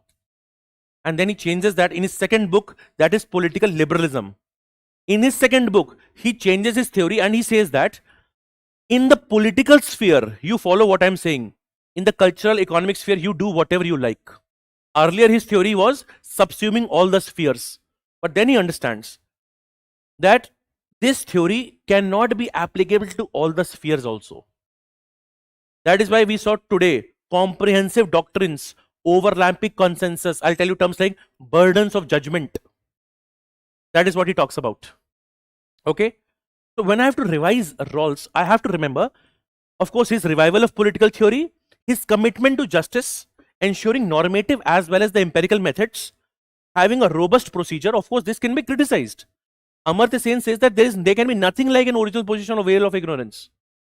How can you expect? This is not only hypothetical, other people will also criticize it. Carol Pateman and the feminist thinkers will again say the original position of this veil of ignorance again does not take women consideration. So Rawls is also criticized, no doubt about it. And Rawls is heavily criticized by communitarians. Because for them, Rawls assumes an individual who is atomistic, who is not embedded in society but embedded in themselves, totally themselves. And then Rawls says that why don't we make changes to that? Able to understand? Okay. So when you look at Rawls theory, these are the main things for you to keep in mind. Okay. Now, if you follow till here, Abhi, what have you written by the way till now? Okay, okay.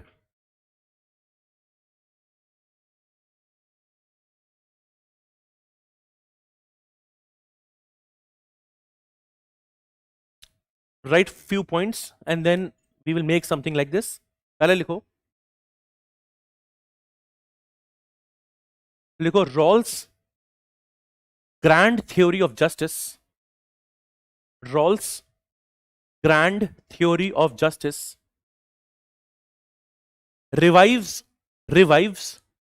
normative. His grand theory of justice revives the normative political philosophy.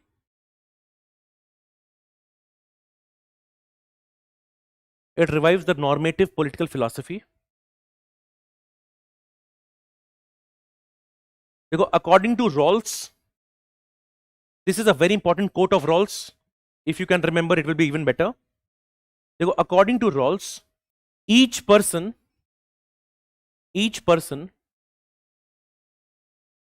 possesses an inviolability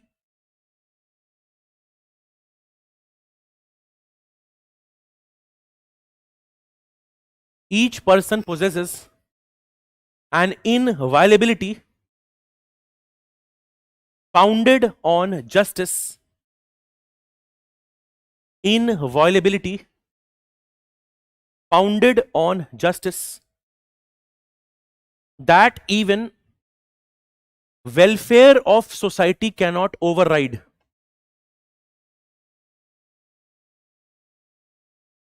That even the welfare of society cannot override. एक बार पढ़ो इसको, you tell me what this means.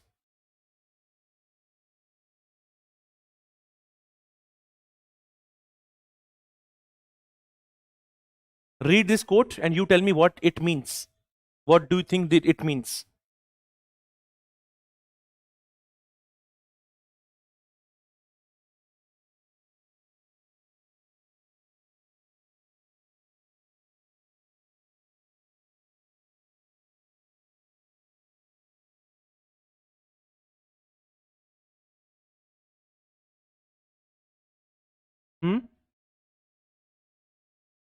Acha, no, chalo. Anybody else wants to try?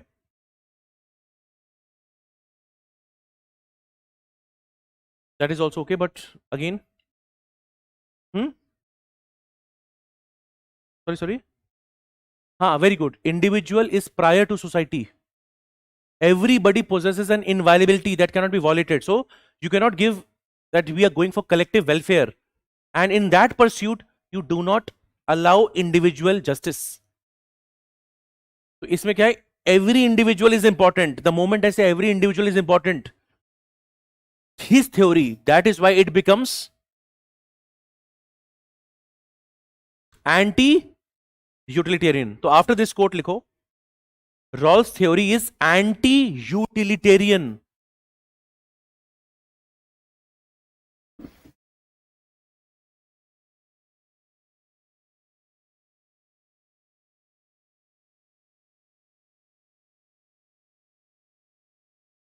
His theory is anti-utilitarian. What is utilitarian philosophy? Greatest good for the greatest number. But what does Rawls say? Even individual is important, and you can also see the Kantian influence on him. So likho, he is anti-utilitarian, where each individual's, his philosophy is anti-utilitarian, where each individual's dignity matters, where each individual's dignity matters, showing the Kantian influence. Kantian is Immanuel Kant, showing the Kantian influence.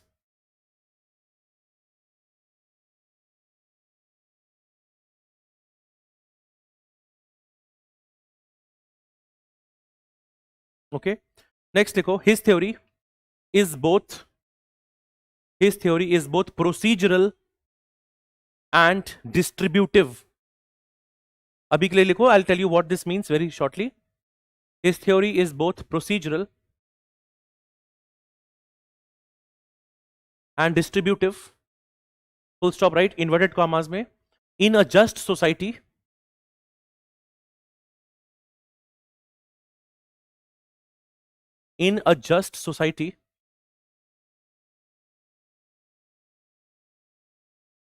a liberty of all is settled.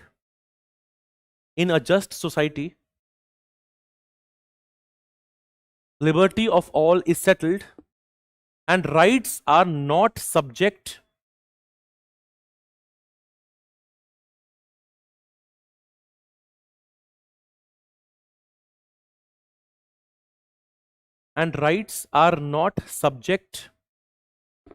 to political bargaining.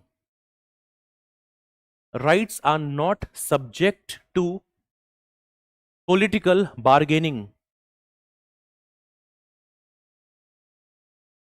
Rights are not subject to political bargaining. समझ में आ रहा है? This is something we understand. Okay. Next लिखो. देखो, the core idea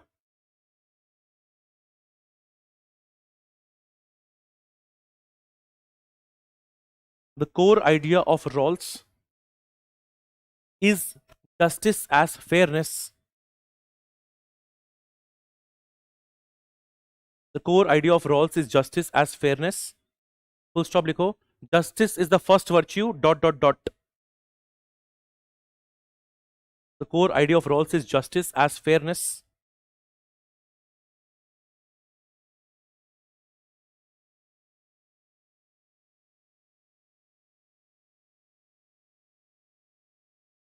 Okay.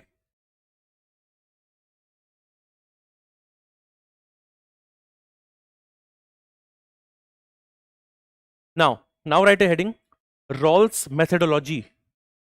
Even questions on this has been asked. Rawls methodology, which means what is Rawls' method? How does he arrive at his theory of justice? Till now, what we have seen is, what are the influences on Rawls? Okay. Have you written the Lockean influence also? Abhi jo maine draw kara tha. You should know two major influences on Rawls. One is John Locke, one is Immanuel Kant. Okay. Second, remember, he is anti-utilitarian. He wants to build a grand theory of justice. Yes. These are the few things that you will keep in mind. Okay. Locke नहीं लिखा है तो लिखो Lockean influence, just write one line. देखो, he is inspired by Lockean social contract, and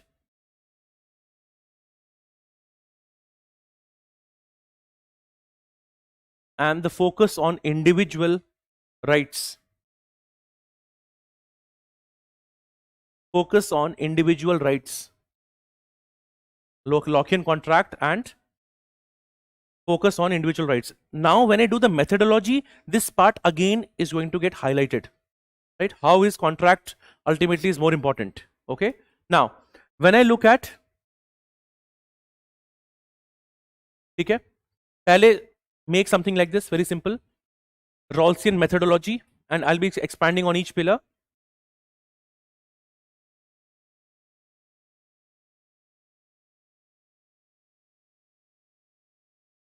There are terms here mentioned: social contract as a rational procedure, original position, veil of ignorance, maxim min principle. And many times you get confused between these two terms also.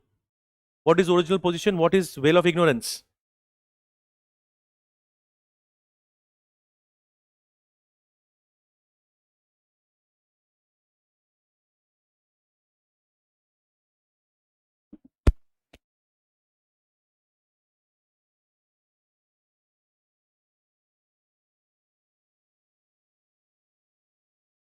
अब देखो, each point. So if the question is about the method, and method is very important. Rawls method, at least Rawls will try to, when he tries to create a grand theory of justice, he'll try to make sure that it is as comprehensive as possible. Okay. So the very first thing is social contract as a rational procedure. Okay. Why do you think there's a lot of focus on rationality? Reason? Hmm? Mm-hmm.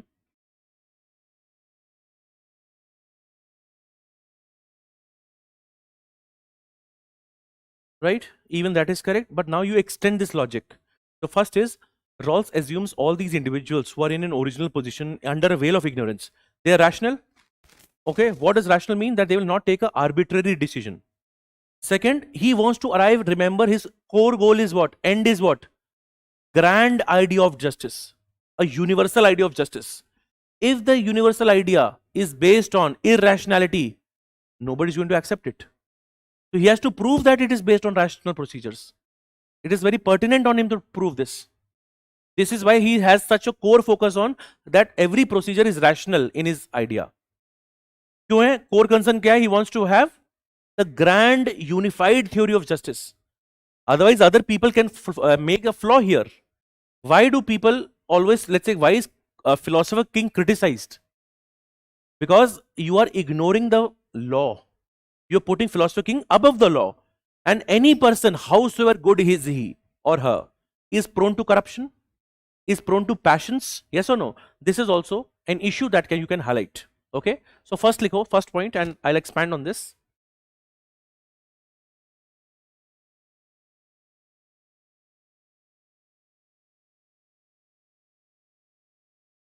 Because the core concern for Rawls,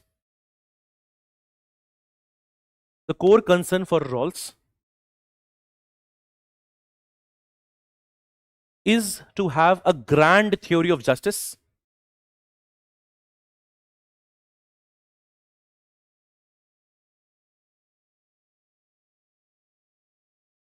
Is to have a grand theory of justice. Okay, now right full stop likho. Rawls revives the social contract tradition. Rawls revives the social contract tradition of Hobbes, Locke, and Rousseau.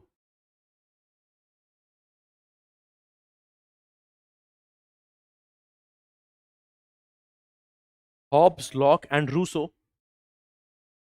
But he does not treat his contract.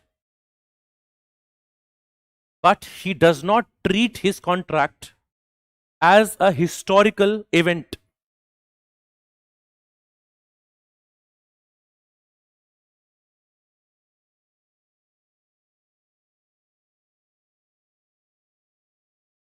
Does not treat it as a historical event.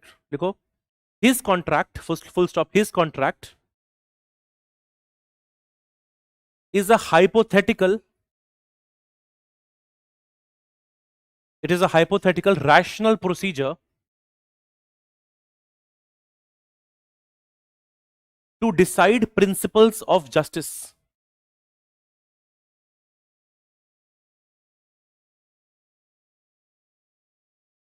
to decide the principles of justice. Now you understand the core idea at least.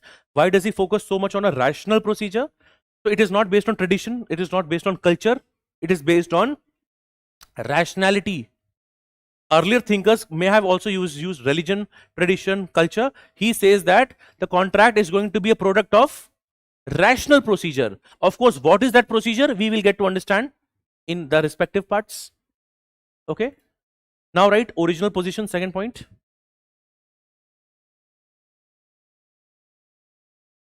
Original position.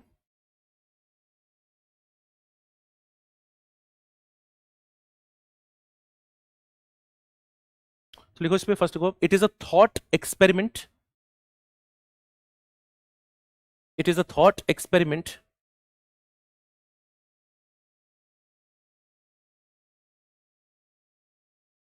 and a heuristic,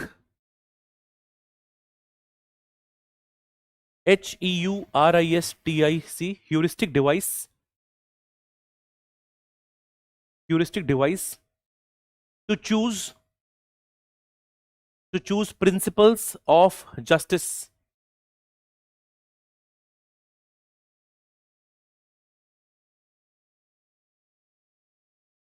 पहला keyword क्या है? It is a thought experiment. It is a heuristic device to choose the principles of justice. देखो next देखो, in OP, in original position, people are rational.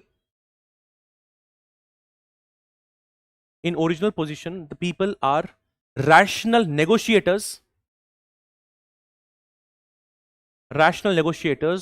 Assembled for, people are rational negotiators assembled for distribution of scarce primary goods. Distribution of scarce primary goods.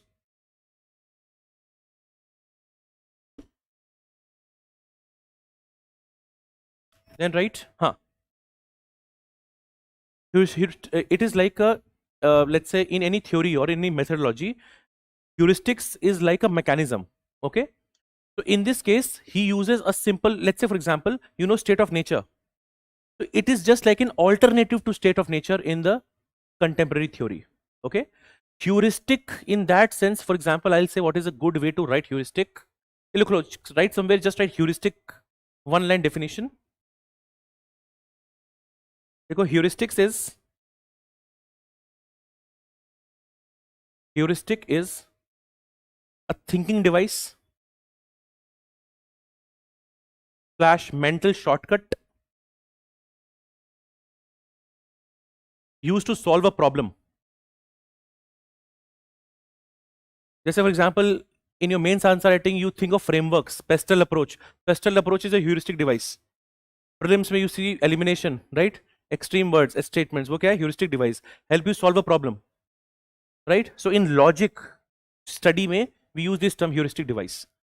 And in our case, what are we saying? Original position of Rawls. It tells us about a heuristic device, okay? And what is the objective of this heuristic device? To solve, right? Okay. So in this, what was the last line we had written? To distribution of scarce. Okay. So in the next likho. Here the people are mutually disinterested. The people are mutually disinterested, comma, free and equal.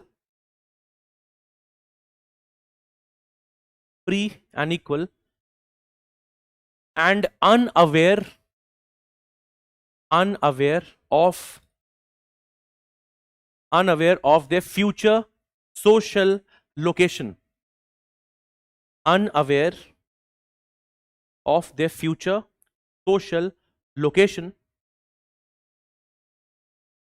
Full stop लिखो. This is Rawls' idea. Yeah, OP is Rawls' idea to create a fair starting point. For choosing principles of justice.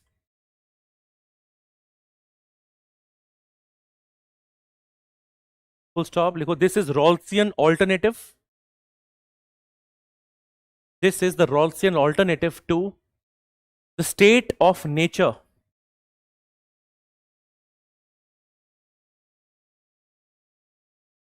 Rawlsian alternative to the state of nature in the classical contract theory.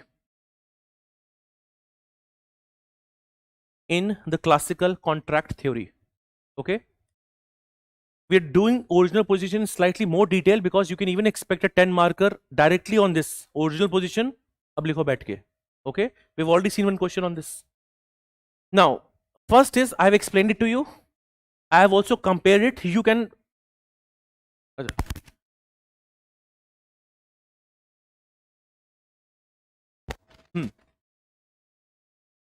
okay, now here write criticism of original position. Criticism of original position.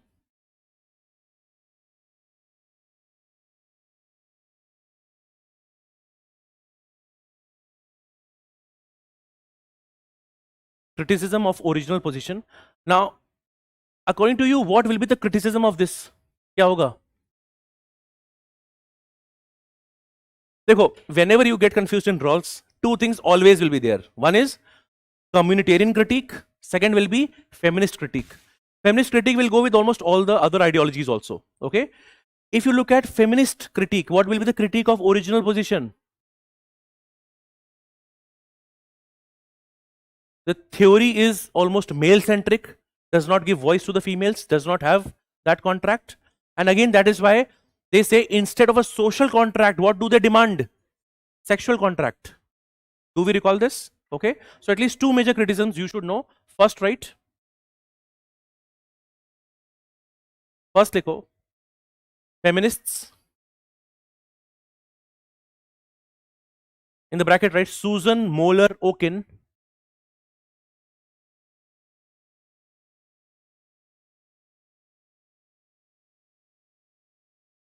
Susan Moeller Okin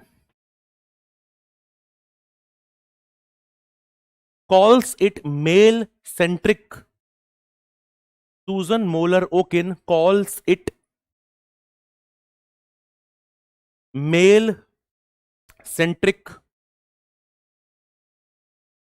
Full stop likho. Instead of a social contract led theory,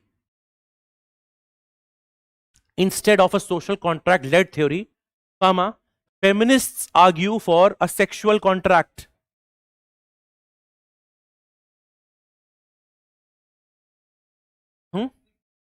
Kate, you can mention Kate Millett. Instead of a social contract led theory, comma, the feminists argue for a sexual contract. Second, right? Communitarians. Second criticism is of communitarians. Now, in original position, what have they done? You are an individual and you have to think about the principles of justice. How are these principles coming in? The individual is, in this case, totally different from the society. Right? So, likho, according to communitarians, man is not an unencumbered self.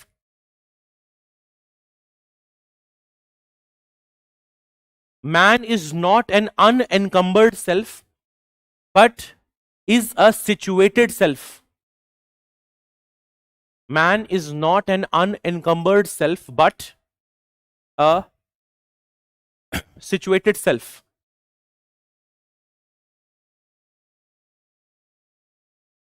Able to understand? Okay, now next heading, veil of ignorance.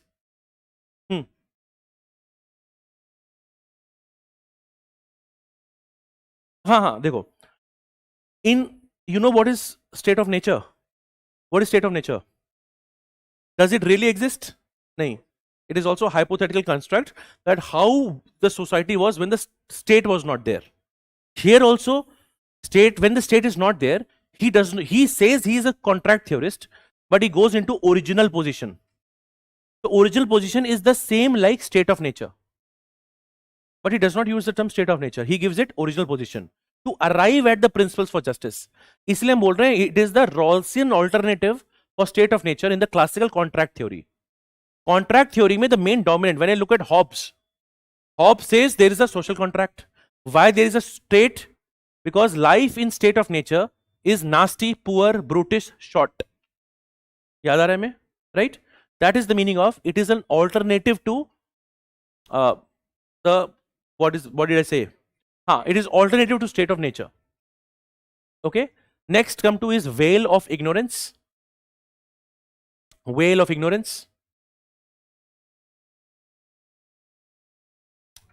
You know what is a veil in general? What is that? Parda, like a ghungat. What is the meaning of a veil of ignorance? There is an ignorance, right? So are you aware about your specific advantages, disadvantages? No. Why is this being done? To remove bias. And again, is this connected to rational procedure? Bilkul. Which is connected to the pursuit of grand theory of justice. In a original position, people are not aware that when they will be born, whether they have their advantages, disadvantages, so on and so forth. कह सकते हैं? Right?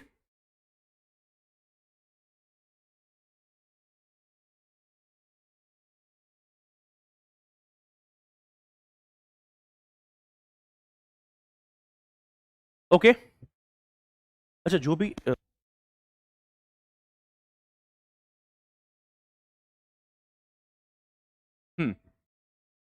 Now, to write the heading veil of ignorance, we'll write a couple of points on this. Dekho, it is a hypothetical method. It is a hypothetical method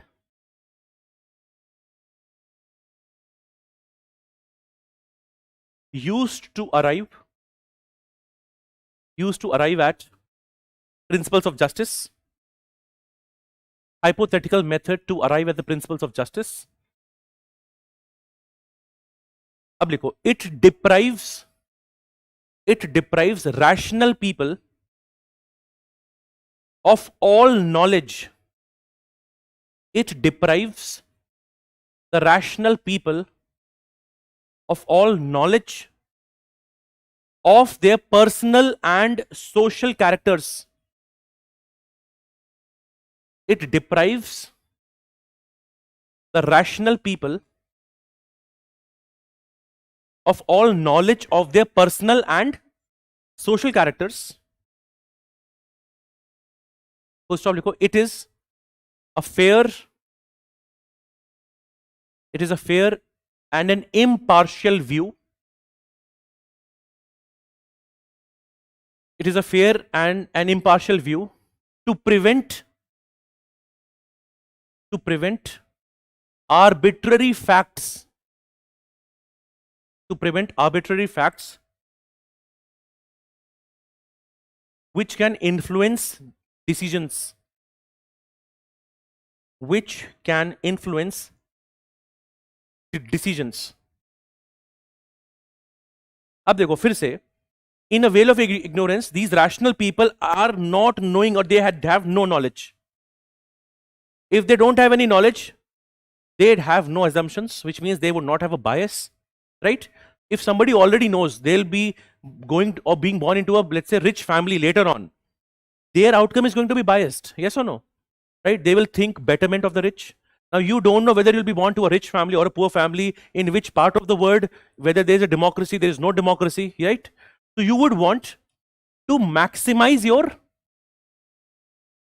benefit and minimize your losses, which is also something that we'll highlight it through the maxi-min principle.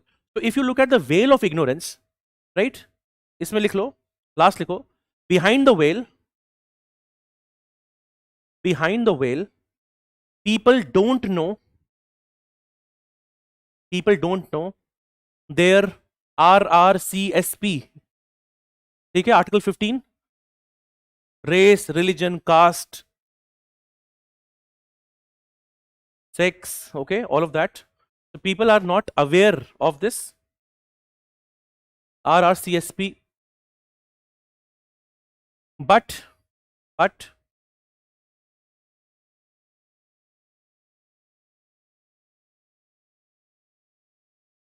they know the conception of a good life. They know the conception of a good life.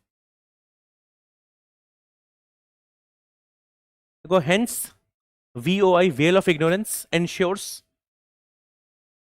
Hence, veil of ignorance ensures. Write all the keywords: impartiality, fairness, and neutrality. Impartiality, fairness, and neutrality. Okay? Now here I have written a term, conception of good life. Usko star mark lagao. They know the conception of a good life. I'll have to explain this term to you. Dekho, if a person does not know whether they'll be born rich or poor, he will design a system that does not neglect the rich or that does not neglect the poor. Aap batao. That does not neglect the poor. That is based on Maximin principle. So when I'm saying design a good life is what? That you will remove the disadvantages as much as possible. Because you don't know whether you will be born rich or poor, in which family, in which culture, in which geography. Right? So anybody, you are rich, you are poor, you don't know that, but you will want to remove these disadvantages. This will create a just society, which is why he does not give any knowledge or any facts to the people, so that they don't create a biased society. Are these 3 points connected now? Overall point is, he wants to have a social contract. Of course, his way is the original position. He has a rational procedure. Human beings are rational. They are not biased. They are impartial. You want fair principles of justice. Why? You want to create a grand theory of justice. Till now, this is clear. Last, right? Maximin principle. This will be the last topic for the day. इसमें लिखो, since the people are in VOI, veil of ignorance,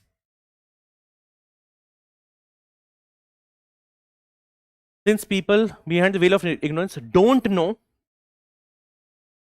they don't know whether they are rich or poor, they don't know they are rich or poor, they will avoid risky systems. They will avoid risky systems. Full stop. They will choose principles. They will choose principles that secures minimum position of everyone. They will choose principles that secures the minimum position of everyone. Minimum position of everyone. That is why I said, if you're not sure whether you'll be born rich or poor, you're not choosing the best, highest version, but you will set the benchmark. The system should not neglect the poor at least, because you can also be born a poor. If you're already born a rich, you have no issues as such. This is the guarantee the system is ensuring, that you should not be put in a disadvantage if you are born poor. Is that clear? This is the idea of the Maxi-Min principle. End it. लिख लो last line.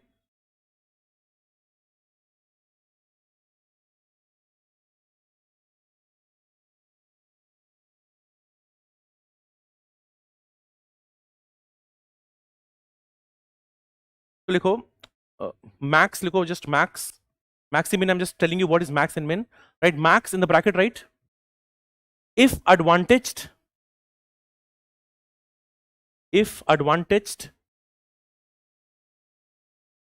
maximize liberty and equality of opportunity. Maximize liberty and equality of opportunity. And if min में लिखो, if disadvantaged,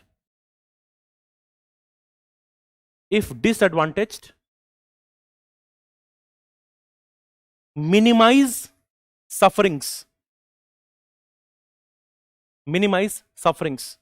Full stop. and end with one line. Because this is what leads to the difference principle. This is what leads to difference principle. What is difference principle? That inequality can be justified only to the extent it helps the least advantaged sections. In simpler words, I should say, if I am supporting progressive taxation, I'll tax rich more, I'll tax the poor less. This is justified only because if that excess money from the rich goes to the poor, which helps in redistribution. This is difference principle. So difference principle almost borrows from the maximin principle, which is ultimately Rawls's methodology. Okay, so when I say Rawls theory, अब लिखो last में चलो one line इसलिए लिखो therefore Rawls theory is both contractual and distributive. Can you now expand on these two keywords? How is it contractual? It is based on a contract, a social contract, which has idea of original position and a veil of ignorance. And how is it distributive? Maximin principle, distribution of good, justification of difference principle. So Rawls theory is what? Both contractual and distributive. Okay. So in justice, we have seen an overview of Rawls, we have seen the methodology of Rawls, the context, etc. Now, when we meet in the next class, I'll be talking to you about lexical order. I'll talk about the criticism, and then in this, we'll be doing this and these ones in more detail. All right? Okay? So we'll call it a day here. You'll not have a class tomorrow, but you'll now have a class day after tomorrow. I'll notify you with the timings. People who have not yet joined the WhatsApp group, please do so. Okay? If there is any difference or any issue that you have, you can drop me a text on this number. Even for people online, let's say, if you have any query related to the course or any timings, any issue, okay, I can be contacted on this number. Okay? And you can drop a WhatsApp text. I'll reply as soon as I get time.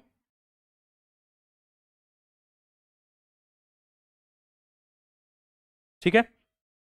Okay then, thank you so much.